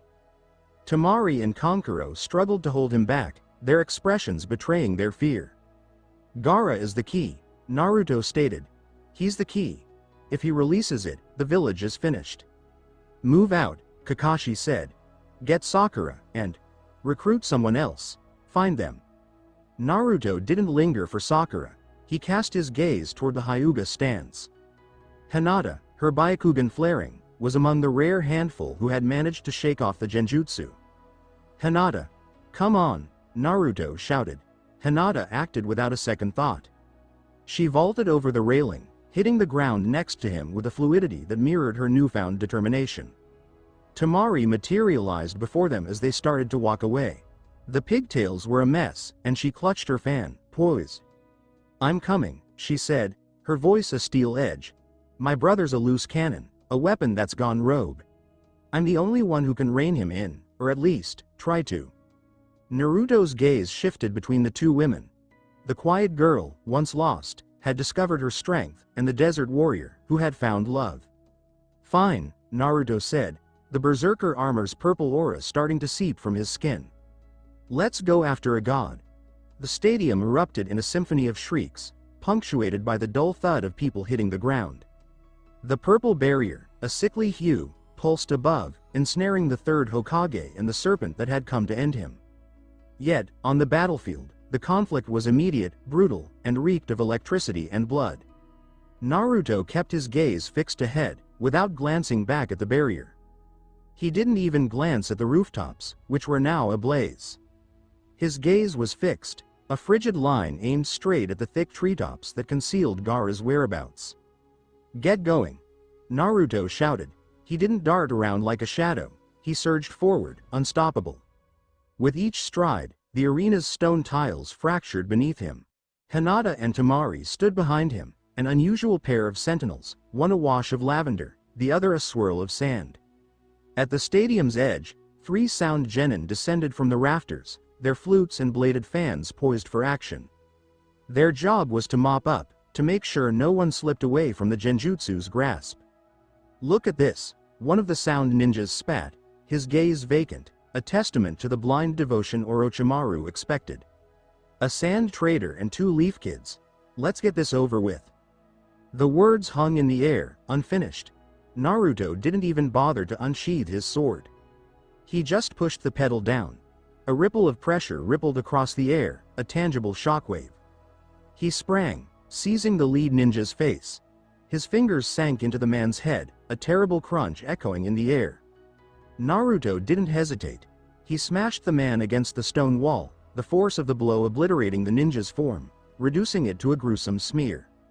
The other 2 hesitated, only for a heartbeat, the precise instant Hinata required. A flash of indigo, and she was gone. Her technique didn't employ the Hyuga's signature open palm strikes. Her knuckles connected, chakra coalescing into a flurry of vibrating, serrated points. Iron fist. Twin lion shatter. Her punches landed squarely on the second ninja's torso. The tremor didn't merely halt the heart's rhythm. It transformed the ribs into deadly fragments, which then tore through the man's lungs, inflicting catastrophic damage from within. He fell, utterly silent. Temari wasn't one for compliments. Her fan sliced the air, a little storm that slammed the third ninja into a nearby structure. Forget the minor threats. Gaara's chakra is going haywire. He's about to snap. The edge of the forest over the village walls they went, abandoning the flames that licked at the buildings for the dark, looming presence of the great forest. The fresh, clean smell of pine was overpowered by a stench that turned the stomach, moist sand and decaying flesh. "The seal on his stomach is breaking down," Temari yelled, her voice barely audible above the howling wind. "When Gaara drifts off, the spirit of the sand awakens. Should he completely succumb to this transformation, Konoha's fate would be far worse than invasion. It would be obliterated." Naruto felt that old, unwelcome sensation creeping up his back. The brand on his phantom neck, that telltale sign of the 2 lives he led, was starting to bleed. It wasn't a physical wound, but a spiritual one, that fed the beast of darkness lurking inside. "Kill him," the voice rasped, a sound like metal on metal. "Put out the light. Let the eclipse grab him." "Shut up," Naruto said, barely audible. "Naruto-kun?" Hinata inquired, her Byakugan sweeping the forest. "Your chakra. It's darkening once more." "Just focus on the target, Hinata," Naruto said, his voice becoming flat, almost robotic. "If I go down, if the armor gets me, you and the sand girl have to remain out of it. This isn't a fight anymore, it's a massacre." Temari cast a sidelong look his way, a pang of something she couldn't quite name settling in her chest. She'd witnessed Gaara's descent into lunacy for as long as she could remember, yet Naruto's darkness seemed somehow distinct. Gaara was possessed by a demon, a victim of its influence. Naruto, on the other hand, felt like he was building his own prison. "I'm not hanging back," Temari stated, her tone sharp. "He's my brother. I'm the only one who can do this." "You're the only one he'll kill first to prove he's alone," Naruto cut in, finally drawing the Dragon Slayer. The enormous blade sang a low, steady note, its edge parting the thick vegetation with ease. "Love holds no meaning for something forged from sand and resentment. Believe me, I've experienced it firsthand." The confrontation. The sand demon's birth. The bodies were discovered in a clearing, 5 miles from the nearest road. Kankuro leaned against the tree, defeated. His puppets lay in ruins, shattered into 1,000 pieces. He clutched his side, his face drained of color, clearly in shock. Gaara had become non-human in the heart of the clearing. The right side of his body had grown into a huge, bulbous caricature of a tanuki. A single, star-studded eye peered forth from a mass of whirling sand. He was screaming, a high-pitched, echoing cry that sounded like the wind blowing through 1,000 barren valleys. "Mother! Mother wants more blood!" Gaara exclaimed, his voice twisted. "The leaf. The orange boy. Give him to me." The sand erupted outward, creating a giant claw that lunged toward the group. Naruto didn't flee, he moved forward and swung the Dragon Slayer vertically. The sheer heft of the iron slab collided with the sand, and for a brief instant, the world stopped. The sand cracked. The intensity of the contact created a shockwave that leveled the neighboring trees and stripped them of their leaves in an instant. "Hinata, get Kankuro out of here," Naruto screamed, his coat flying in the fierce wind. "Temari, provide cover, I'm going in." "Naruto, wait." Hinata shouted, but she recognized his expression. It was the look of the struggler. She bit her lip, turned, and grabbed Kankuro, bringing him to safety behind a rocky outcrop. Temari assumed her place, her fan fully extended, wind style, sea dragon. A tremendous gust of wind ripped into the sand monster, delaying its regeneration, but it wasn't enough.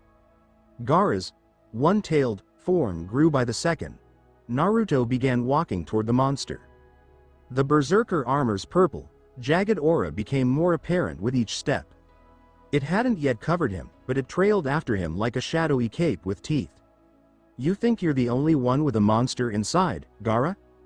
Naruto inquired, his voice now a combination of his own and the beast's. He raised the Dragon Slayer, its blade gleaming with a wicked, dark light. "I've fought gods in the heavens and demons in the mud. You're just a boy who's afraid of the dark. Let me show you what real darkness looks like." Gaara yelled, and the sand rushed up like a tidal wave. Naruto vanished into the desert's jaws, and the clearing was buried beneath a mountain of crushing silt. The weight of the sand was absolute. Thousands of tons of desert mud had fallen onto Naruto, a crushing tomb designed to extinguish life through pressure and suffocation. From the outside, it appeared like a small mountain had just swallowed the youngster in the black cloak. Gaara laughed, his face partially transformed into Shukaku's jagged, purple-veined mask, a sound reminiscent of glass grinding in a blender. There, crushed, ground into the dirt like a common insect. "Mother, do you see? His blood will season the earth." Temari stood motionless, her fan trembling. She'd seen the sand burial murder hundreds, but this was different. The hush emanating from the mound was too heavy. It wasn't the silence of death, but rather the hush of a held breath. Suddenly, a sensation hummed through the soles of her boots. Thump. A faint, rhythmic sound resonated from deep inside the sand tomb. Thump. Thump. It was the sound of a heartbeat, but it was too loud and mechanical. It sounded like a piston in a steam engine. What is that?" Kankuro gasped, leaning on Hinata as she finished stitching his side. Hinata's Byakugan was centered on the mound.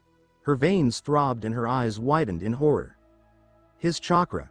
It's not just growing, it's condensing. It's getting so dense it's warping the space around him. Naruto-kun, get out of there." Boom. The sand pile didn't simply fall. It erupted in a furious spray of grit and chakra.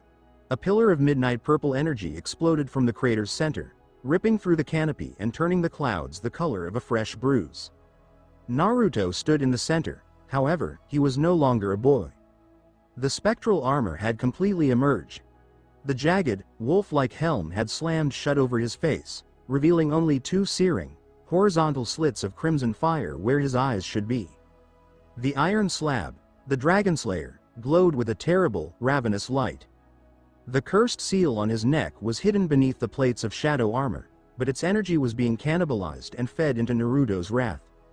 "Is that all?" The voice from the helm was a distorted growl, accompanied by Naruto, the fox, and the beast of darkness. Naruto moved. He did not sprint, instead, he blurred. The ground underneath him evaporated as he hurled himself at the huge, half-formed Shukaku. He swung the Dragon Slayer not with his arms, but with his entire body. The iron slab slashed through the air, producing a vacuum that pulled moisture from the surrounding trees. It slashed through Gaara's sand arm, a house-sized arm, like a hot wire through wax. Gaara shouted, her voice reflecting the agony of the creature within. "Impossible. Sand is absolute. My defense is." "Your defense is a lie," Naruto screamed, turning in midair. He used his momentum to unleash a powerful kick to Gaara's chest, launching the Jinchuriki through 3 tiers of redwood trees. The cost of struggle, Temari lunged forward, attempting to get between the two beasts. "Naruto. Stop. You'll kill him. If he dies, the seal breaks completely and Shukaku is unleashed. Naruto landed, his hefty feet leaving little craters. He turned to face Temari. The crimson glow in the helm's eyes wavered. For a brief moment, the armor creaked, the metal moaning as if attempting to crush the youngster inside. Naruto-kun, please, Hinata's voice cut through the noise of the wind. She dashed toward him, ignoring the murderous intent that was actually ripping the bark from the trees. Don't let it take you. You're not a tool of the armor. You're the one who swings the sword. She reached out with shaky palm and touched the cold, jagged surface of the phantom breastplate. The armor hissed. Smoke rose from the point where Hinata's palm touched the chakra metal. Naruto's body jerked. Inside the helm, his thoughts was a battlefield. He saw Griffith. He observed the villagers. He spotted Fox's cage. Kill them all, the beast whispered. They're all sacrifices. They're all fuel for the struggle. No, Naruto's soul said back. They are the reason I struggle. With a guttural scream of agony, Naruto plunged the Dragon Slayer into the ground, utilizing it as an anchor. The purple armor began to erode, flaking off like rusted scales, revealing his torn skin beneath. He was bleeding from his pores, the physical strain of wielding so much power nearly destroying his cardiovascular system. He's fighting it, Temari said quietly, her eyes filled with a hesitant, burning admiration. She'd never seen anyone fight their own inner demon with such raw, excruciating rage. However, the relief was just temporary. Gaara sat upright among the forest's wreckage. He didn't yell anymore. He was laughing. His eyes had vanished, leaving only the Shukaku's bright, sand-patterned orbs behind. Sleep. Gaara whispered. I just need to sleep. He slapped his hands together, feigning sleep jutsu. Gaara's head slumped. The little, half-formed monster quickly grew in size. Within seconds, a towering, tanuki-shaped sand fortification rose over the forest. The one-tailed Shukaku had arrived, in all its terrible grandeur. Free. I'm finally free, the demon yelled, destroying the last trees. First, I'll turn this forest into a desert, then, I'll grind this little village into dust. The Shukaku gazed down at the ants below. It raised its huge paw, sending sand spinning into a focused orb of pressured air and chakra. Wind style. Sand buckshot. Get behind me, Naruto said, his voice hoarse. He lacked the strength to manifest the armor again. He reached into the vacuum of his core, past the beast and the seal, and touched the gilded bars of the fox cage. Fox, Naruto murmured. I don't like you, you don't like me. But if that oversized sandbox flattens this forest, we both die. Give me the red. Hey, Kurama said, clearly amused. You have the gall of a king, little struggler, take it. Let's show this mangy tanuki what a real disaster looks like. Naruto's body did not get purple this time. It exploded into a bright, scorching orange. Two tails appeared behind him, but they were not soft fur. They were jagged, whip-like lashes of pure kinetic might. He didn't employ any summoning jutsu. He did not have a huge toad. He snatched the Dragon Slayer. The orange chakra poured into the iron, increasing the blade's reach by 20 feet and transforming it into a pillar of flaming celestial fire. Hinata, Temari, hold onto my cloak, Naruto commanded. As the Shukaku's wind bullets fell like meteors, Naruto swung the blazing iron slab. Great dragon fire cleave. The fire arc came into contact with the wind. The woodland was temporarily transformed into a sun. The woodland had become a wasteland of glass and pulverized stone, rather than a home of trees.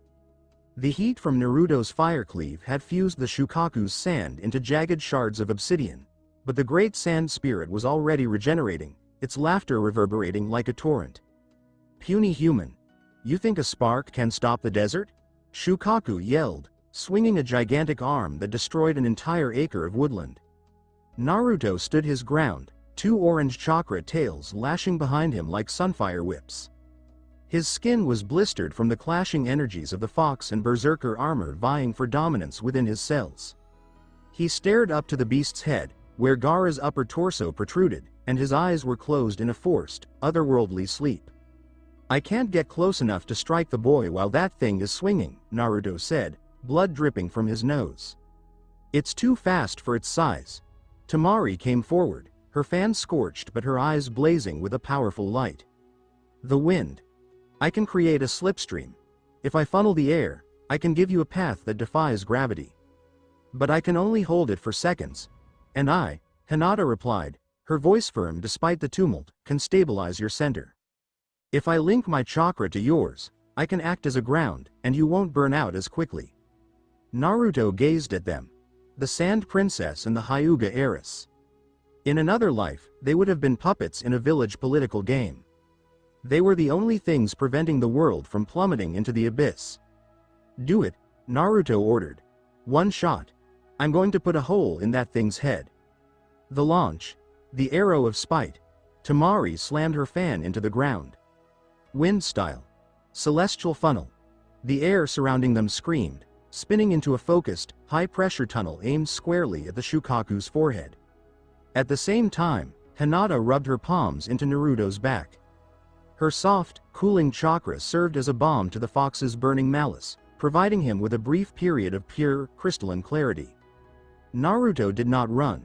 He took off. He became a swirl of orange and black, propelled by Temari's wind and his own explosive force. He rode the air current like a ballista bolt. Shukaku noticed him coming and released a torrent of sand bullets, but Naruto did not flee. He raised the Dragon Slayer, spinning the enormous blade like a propeller, and the iron slab shredded the sand projectiles before they could reach him. Get away from me, brat! Shukaku exclaimed, attempting to slap him out of the air. Hinata. Now! Naruto exclaimed. Hinata made a series of fast hand signals while on the ground. 8 trigrams. Vacuum shell.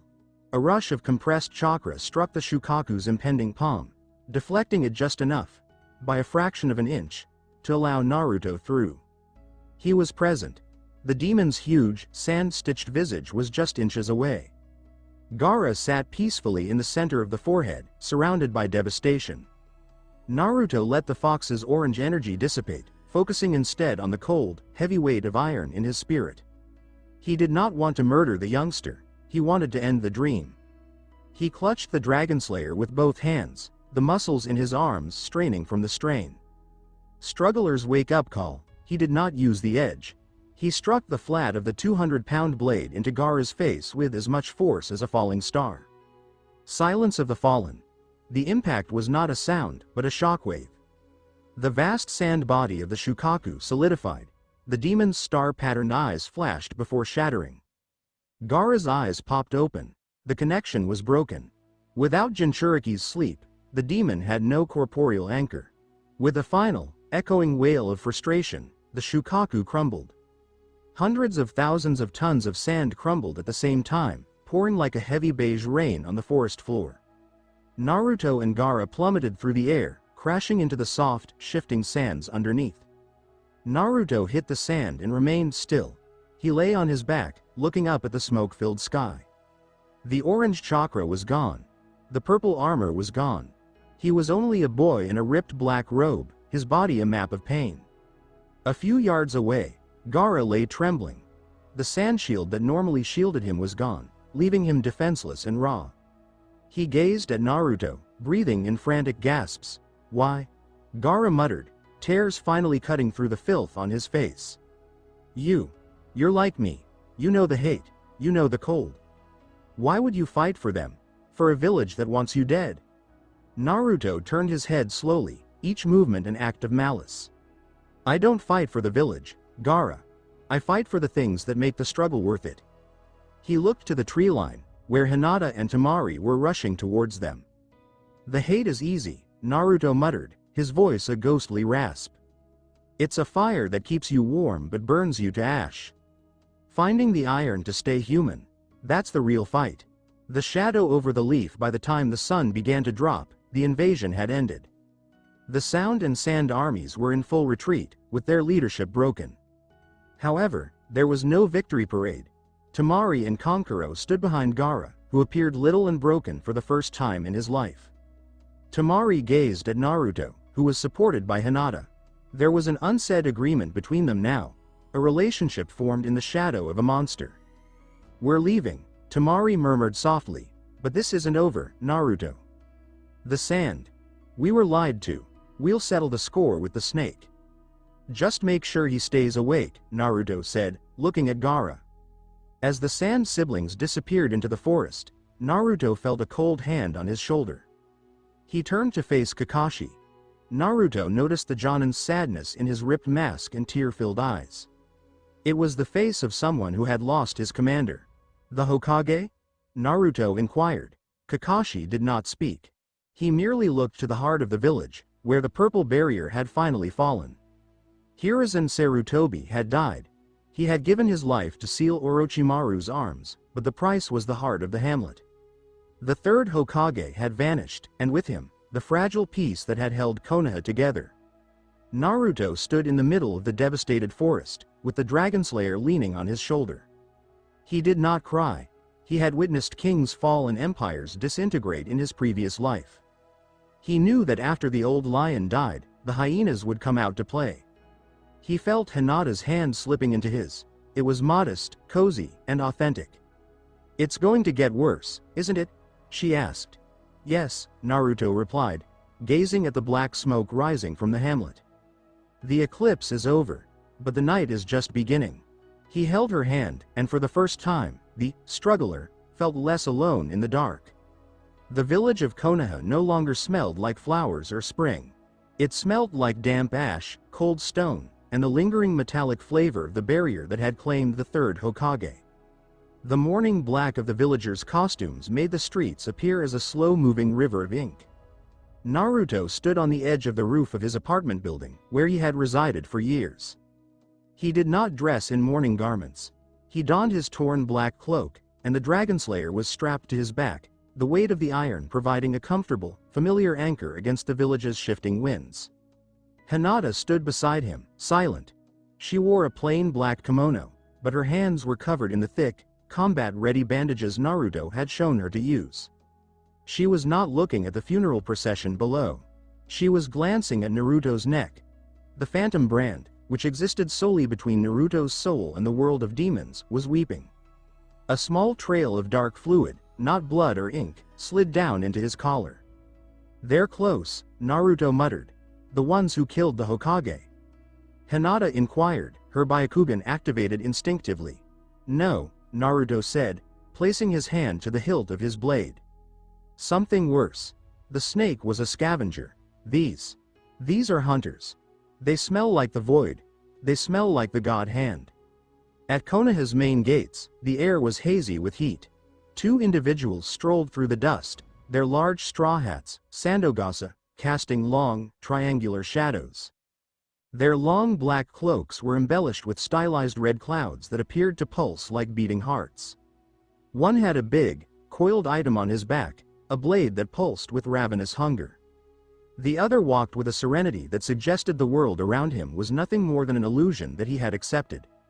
"It's been a long time," the smaller one replied, his voice as frigid and flat as a frozen lake. "The air here is thick with grief. It's nostalgic. Hey, save the poetry for someone who cares," Itachi, the bigger one, grumbled. He had blue skin, gills, and tiny shark-like eyes. He changed the weight on his weapon. "Where's the fox? I'm hungry, and Samahata hasn't tasted a decent meal since we left the land of water."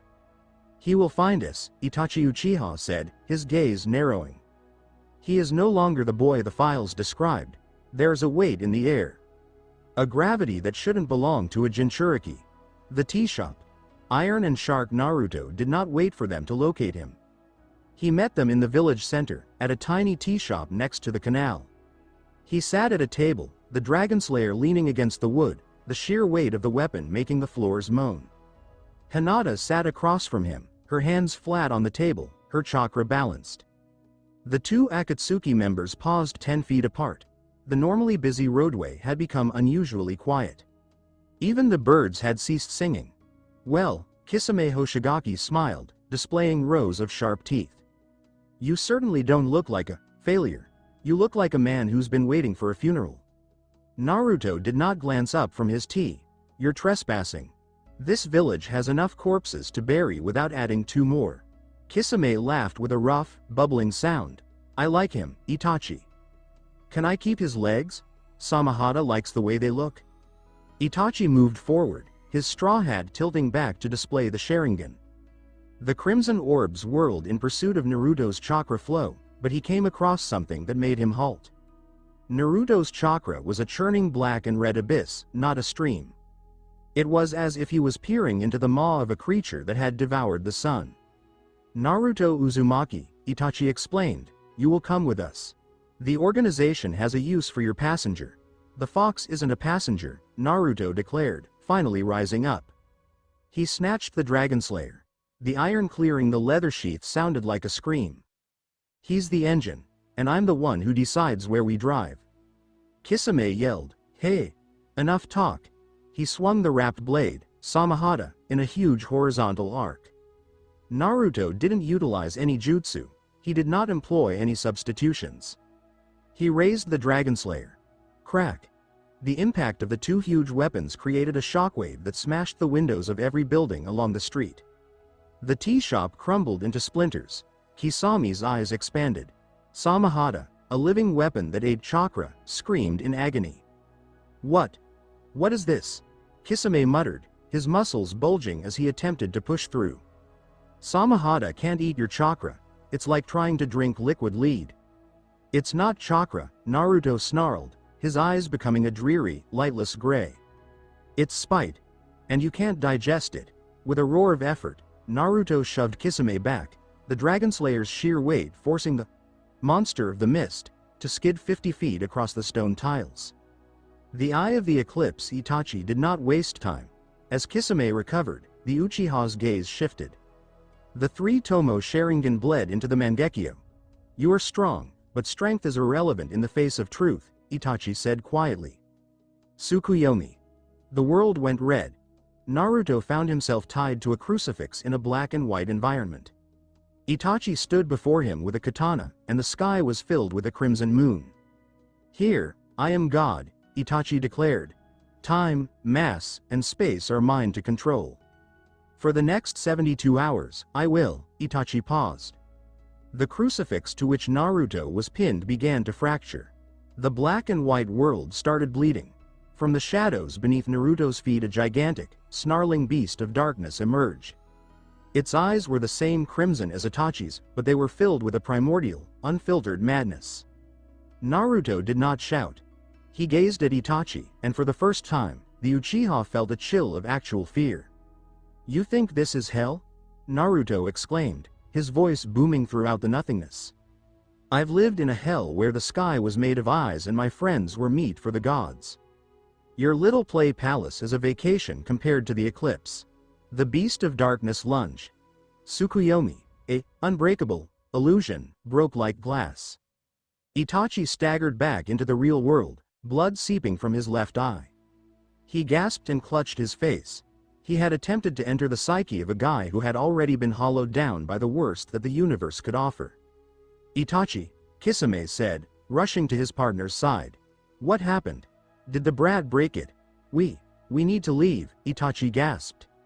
He is not a Jinchuriki, he is a hole in the world.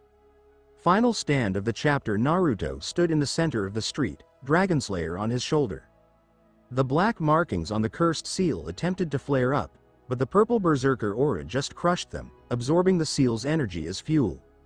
Hinata stood behind him, her palms pulsing with the energy of her iron palm. She gazed at the two S-rank criminals with the same defiance as Naruto had. Next time you come for me, Naruto said, his voice ringing over the hamlet, bring the rest of your gods. I've got plenty of iron for all of them. As the Akatsuki withdrew in a maelstrom of birds and water, Naruto felt his legs weaken. He leaned on his blade, breathing in frantic gasps. A shadow fell over him. It was not an adversary. Jiraiya, the toad sage, stood on a nearby roof, his look a mix of astonishment and deep melancholy. The old man said you were different, Jiraiya murmured before leaping down. But he didn't mention you were a walking nightmare, kid. Naruto examined the legendary Sannin. Are you here to teach me, or are you here to get in my way? Jiraiya examined the Dragon Slayer, then the brand on Naruto's neck. I'm here to make sure you don't break the world before you save it. Come on. We're going to find a new Hokage. and you're going to need a bigger sword. The tiny travelers' party assembled in the early morning mist as Konoha's gates were still being renovated. The air was dense with the smell of damp earth and the lingering smoke from funeral pyres. Naruto had never felt at home in the village, but now that he was about to depart, it seemed like a grave that had failed to hold him. He stood with the Dragon Slayer strapped to his back, the big slab of iron concealed beneath a heavy travel cloak. He didn't look like a ninja, rather, he appeared to be a mercenary on his way to a border war that only he could see. "You're actually leaving," a voice murmured from the gatehouse's shadows. Tamari stood there with her large fan leaning on the stone wall. She wasn't dressed in sand military garb, instead, she wore a travel-worn tunic with somewhat torn blonde pigtails. She had remained in the village under the guise of diplomatic coordination, following the invasion, but her gaze was always drawn to one person. "The old man is dead, and the village needs a leader," Naruto stated, not looking at her. "I'm just the bloodhound sent to find her." "You're a target, Naruto," Tamari said, stepping forward with a determined glare. "The men in the red clouds. They won't stop, and my brother, Gaara. He's changed because of you. He's quiet, he's thinking. You've started a fire in the sand in the leaf, and now you're walking away from it." Naruto turned his head. His one visible eye, the other was hidden by his bangs, was frigid. "I'm not walking away. I'm moving toward the center of the storm. If you want to keep your brother safe, keep him away from me. The brand doesn't just call demons, it burns anyone standing too close." Tamari reached out with her fingertips, grasping the edge of his cloak. "Then I'll just have to get used to the heat." She leaned in, her voice a furious whisper. "Don't let some drunken medic nin kill you before I get my rematch." Hinata stood a few yards away with Jiraiya. The Toad Sage looked at Naruto and Tamari with a knowing, slightly disturbed expression. He looked at Hinata, who stood motionless, her hands clutched at her sides. "You're not going to stop him, kid?" Jiraiya inquired. "No," Hinata said, her voice as powerful as it had ever been. "Naruto-kun is a mountain. You don't stop a mountain from moving. You just make sure you're strong enough to climb it when the time comes." She approached Naruto while Tamari stepped aside. Hinata did not provide a dramatic farewell. She dipped inside her pouch and drew out a new set of hand wraps made of reinforced steel threads. "I made these," she told Naruto, holding his hand. Her touch was the only thing that kept the beast of darkness from snarling. "The iron in your blood is strong, Naruto-kun, but even iron needs a grip. Come back to me." Naruto gazed down at the wraps before turning to face the female who had survived Hyuga's destiny, and was standing beside him. He didn't smile, but he squeezed her hand, conveying a weighty, unsaid permanency. "Watch the walls, Hinata," Naruto instructed. "When I get back, the night is going to get a lot darker." The road. The weight of envy 3 days into the trek, the lush forests of the Land of Fire gave way to the stony foothills of Tanzaku. Jiraiya led the way, periodically looking back at Naruto, who marched at a repetitive, relentless pace that appeared more mechanical than human. "You know, kid," Jiraiya said, drinking from a canteen. "I've seen a lot of warriors. I've seen men who could level mountains with a single jutsu. But I've never seen a 12-year-old boy who breathes like a veteran of a 30-year war. Where did you learn that breathing? It's not a shinobi style." "I learned it in the mud," Naruto said, his gaze sweeping the ridgeline. "In the places where chakra doesn't matter and all you have is the weight of your sword and the spite in your gut." Before Jiraiya could continue, the air behind them altered. A familiar, keen chakra emerged in the distance. Naruto paused. He did not turn around. He reached back and loosened the leather strap around the Dragon Slayer. "He's been following us since we crossed the border," he claimed. Sasuke Uchiha came from the trees. He appeared haggard. The cursed seal around his neck was a dull, furious purple, and his eyes were bloodshot. He no longer resembled the golden boy of the academy. He appeared to be ravenous for an unspecified food. "Give it to me," Sasuke said, his palm shaking as he pointed at Naruto. "Give you what, Uchiha?" Naruto inquired. "That power," Sasuke said, his voice cracking. I saw you break Itachi's genjutsu. I saw you crush the sand demon. I'm a Uchiha." I have the Sharingan. Why am I the one who was paralyzed while you, a loser, a monster, stood your ground? Sasuke lunged, his hand sizzling with the Chidori's blue power. The sound of 1,000 birds filled the canyon. He wasn't looking to spar. He was looking for Naruto's heart. Jiraiya tried to intercede, but Naruto raised his hand. Stay back, old man, Naruto stated. He needs to understand the difference between a ninja's toy and a warrior's burden. Naruto did not pull his sword. As Sasuke approached, Naruto moved into the lightning's arc. The Chidori shocked him directly in the shoulder, charring his cloak. But he did not flinch. He gripped Sasuke's wrist with a hand that felt like a cold iron shackle. You want my power? Naruto inquired, his voice a deep and menacing growl. He drew Sasuke in closer, their faces inches apart. Sasuke's Sharingan spun wildly, attempting to follow Naruto's movements, but all he saw in Naruto's eyes was the eclipse. He saw a white-haired guy, a sea of blood, and the crushing weight of 1,000 fallen companions. My power isn't a jutsu, Sasuke, Naruto explained. It's not a gift from a snake or a bloodline. It's the result of being broken into a million pieces and having the spite to put yourself back together with jagged edges. Naruto landed a nasty, short-range headbutt. Sasuke's nose broke. Naruto then grabbed him by the throat and smashed him against a rock wall, breaking the stone. You're playing at being an Avenger, Naruto yelled at the terrified Uchiha. But you're afraid of the pain. You want the strength without the scars. If you want to kill your brother, stop looking at the darkness in me and start looking at the coward in yourself. Naruto let go. Sasuke collapsed to the ground, his Chidori flickering out. He gulped for oxygen, his pride and body both broken. The next time you try to take what I've earned, Naruto growled, turning his back on him, I won't use my hands. I'll use the iron. And you won't get back up. Arrival at Tanzaku Quarters. Hours later, the lights from Tanzaku Quarters appeared on the horizon. It was a town known for its vices, such as gambling, drinking, and making noise. An ideal hiding place for a woman who wants to forget the weight of her own identity. Naruto adjusted the weight of the Dragon Slayer. He felt the brand on his neck pulsing. She's here, Naruto announced. How do you know? Jiraiya inquired, fascinated yet suspicious. The air smells like expensive sake and old regrets, Naruto explained. And something else. Something that smells like a sacrifice waiting to happen. As they approached the town, Naruto noticed a woman with blonde hair tied in 2 ponytails sitting at a gambling table. She appeared tough, but her eyes were those of someone who had witnessed too many deaths. Naruto hesitated at the tavern's entryway. He felt the beast of darkness stir. Another one, the beast whispered. Another broken thing to sharpen our blade against. Shut up, Naruto murmured. He stepped into the light, the shadow of the massive blade falling on the famed Sannin, Tsunade. The conflict was about to find a healer, or its next victim.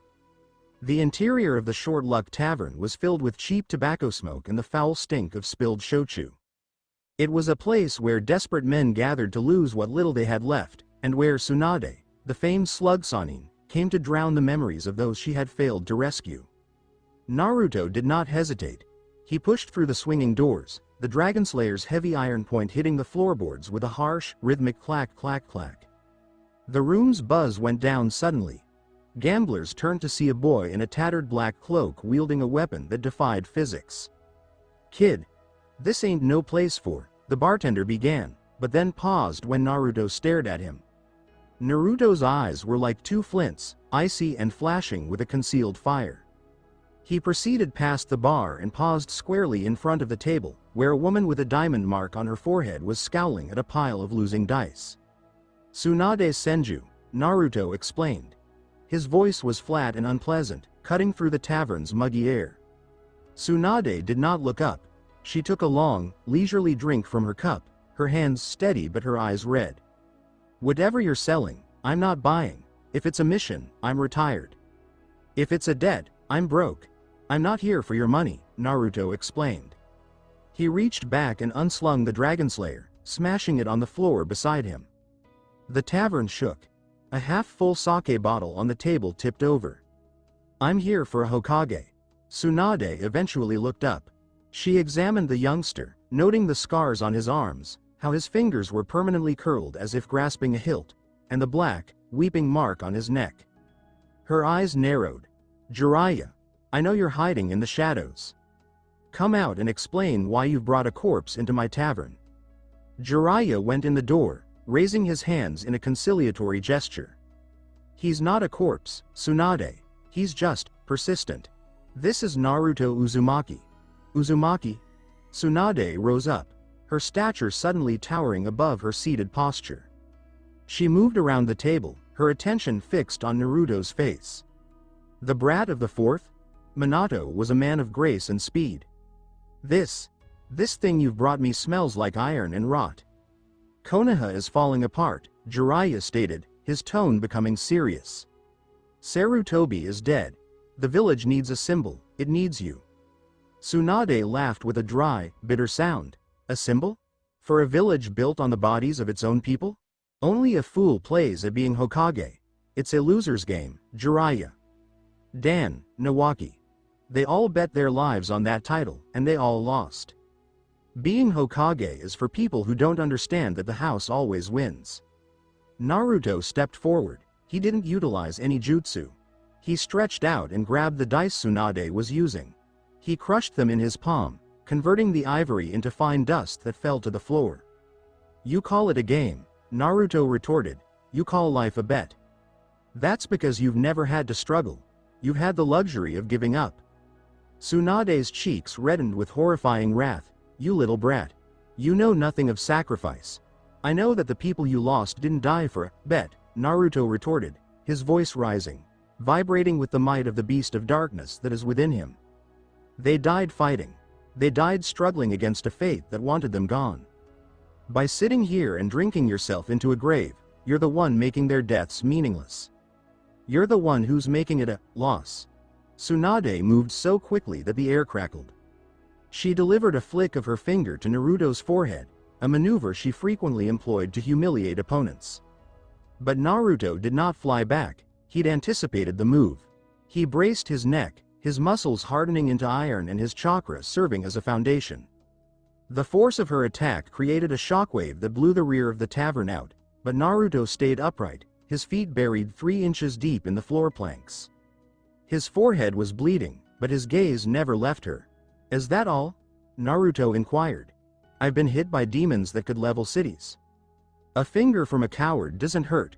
The challenge outside the tavern drinkers departed as the tension reached a breaking point. They entered the town square as the sun set behind the stone monuments of Tanzaku quarters. I'll give you one chance, brat, Tsunade replied, her tone low and threatening.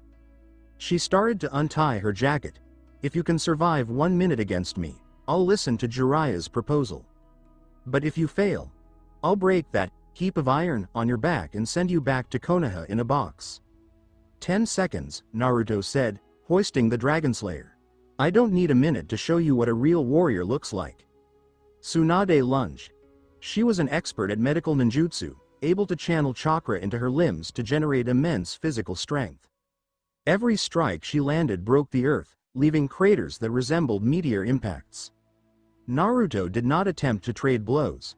He realized he couldn't compete with her raw, honed force yet. Instead, he used the Dragon Slayer like a pendulum.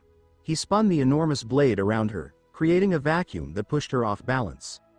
As she stumbled, Naruto dropped the sword. He didn't require it for this. He went forward and grabbed her in a grip. The berserker armor flared around his flesh for a single second, becoming a dark, jagged phantom. He concentrated the Nine Tails' hatred and his own trauma into a single, focused point. Iron Palm. Respiration of the dead. He smacked his palm onto the ground near her feet.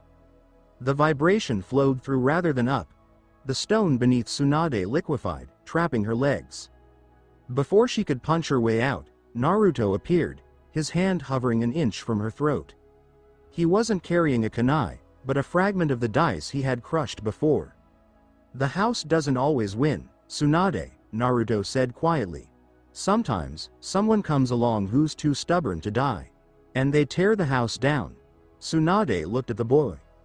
In his shadow, she couldn't see a 12-year-old. She saw a man standing over a pile of bodies, A man who had lost everything yet refused to put down his sword. She saw Dan. She saw Nawaki.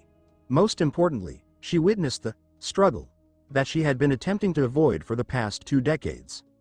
She collapsed, releasing the strain in her body. "You're a monster, Naruto Uzumaki," she replied, her voice gradually losing its malice. "But maybe a monster is exactly what a dying village needs." The shadow returns. As the dust dispersed, Jiraiya approached with an expression of genuine relief on his face. "So, are we going home, Tsunade? I need a drink," she grumbled, wiping the blood off her lip. "A real one. And then, we'll see." But the silence was broken by a scream from the nearby alleyway. Sasuke, who had been chasing them in a state of near madness, had finally cracked. He was standing over a group of local criminals, his hands soaked with blood, and the cursed seal was completely activated, covering half his body in flame-like patterns. "Naruto!" Sasuke yelled, his Sharingan flashing a maniacal red. "I see it now. I see the darkness. Orochimaru was right. I don't need the village, I just need to be like you." Naruto gazed at his teammate. He saw the same path he had previously taken, the path of revenge, which burns all it touches. "You're not like me, Sasuke," Naruto remarked, grabbing the Dragon Slayer. "I struggle to stay human. You're struggling to become a demon. There's a difference." A pair of golden eyes peered over the roof in the distance. The pieces were all movable. The snake, slug, and ghost were all in the same place. The sunset over Tanzaku quarters was the color of a fresh bruise, deep purples and bleeding oranges. The air had become dense, not from rain, but from the suffocating pressure of many S-rank chakra signatures converging on a single location. Tsunade stood stuck in the center of a clearing just outside town. Her hands, capable of shattering mountains, trembled like dried leaves. At her feet, a little pool of blood from a fallen thug sparkled. It was merely a stain to everyone else, but the Slug Princess saw it as the ghost of everyone she had ever loved. "How pathetic," a silky, poisonous voice hissed from the trees. Orochimaru strode into the light, his skin shining like polished bone in the twilight. Kabuto Yakushi, standing beside him, adjusted his glasses with a clinical, indifferent smile. The legendary Tsunade, reduced to a shivering child at the sight of a little red, Orochimaru made fun of. "And all I asked was for you to heal my arms. I even offered to bring back your precious dead. But it seems you've chosen to rot with the living instead." "She didn't choose to rot," a voice said from the shadows. The Dragon Slayer struck the ground first, the point of his enormous blade plunging itself 6 inches into the stone-hard dirt.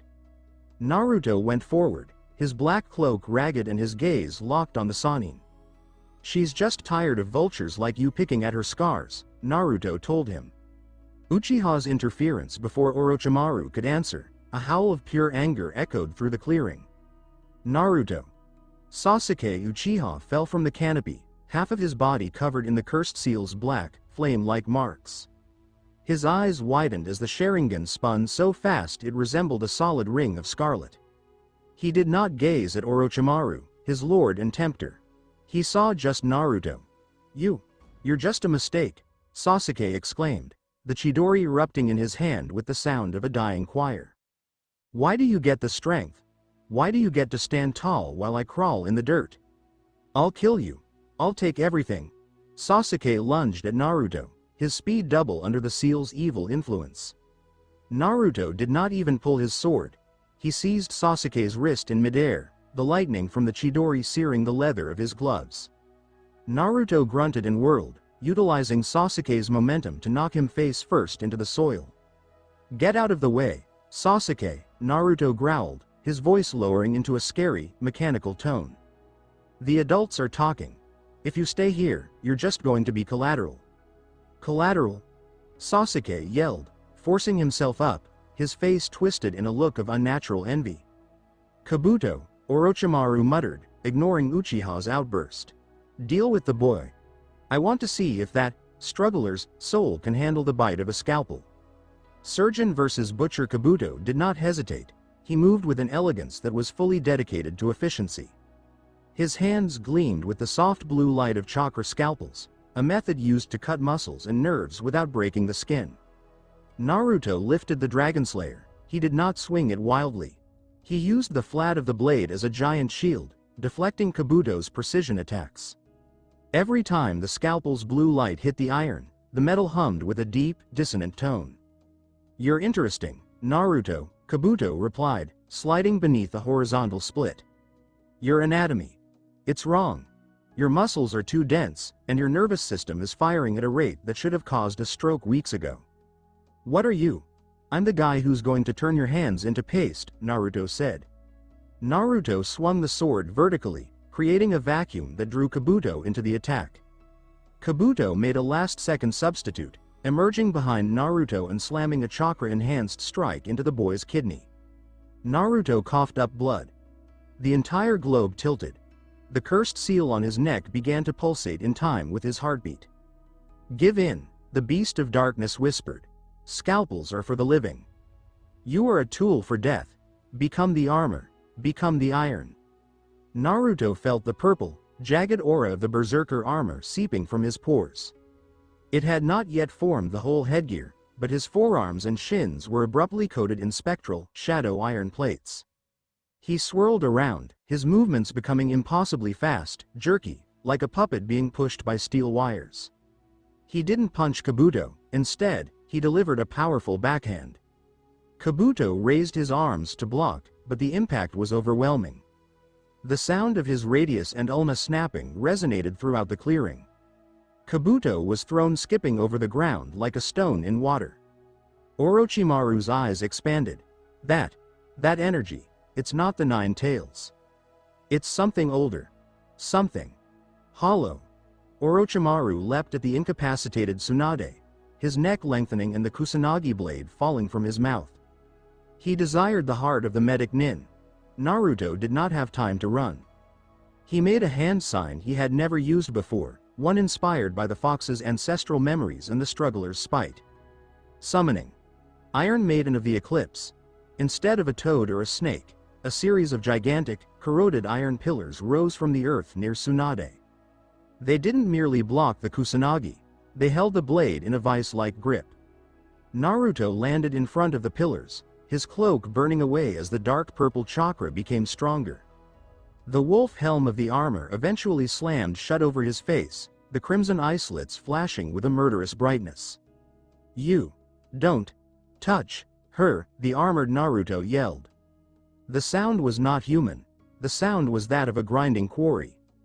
Orochimaru recoiled, his face paler. "You're sacrificing your life force to maintain that form. You'll be a husk in minutes." "I've been a husk for years," Naruto explained. He charged.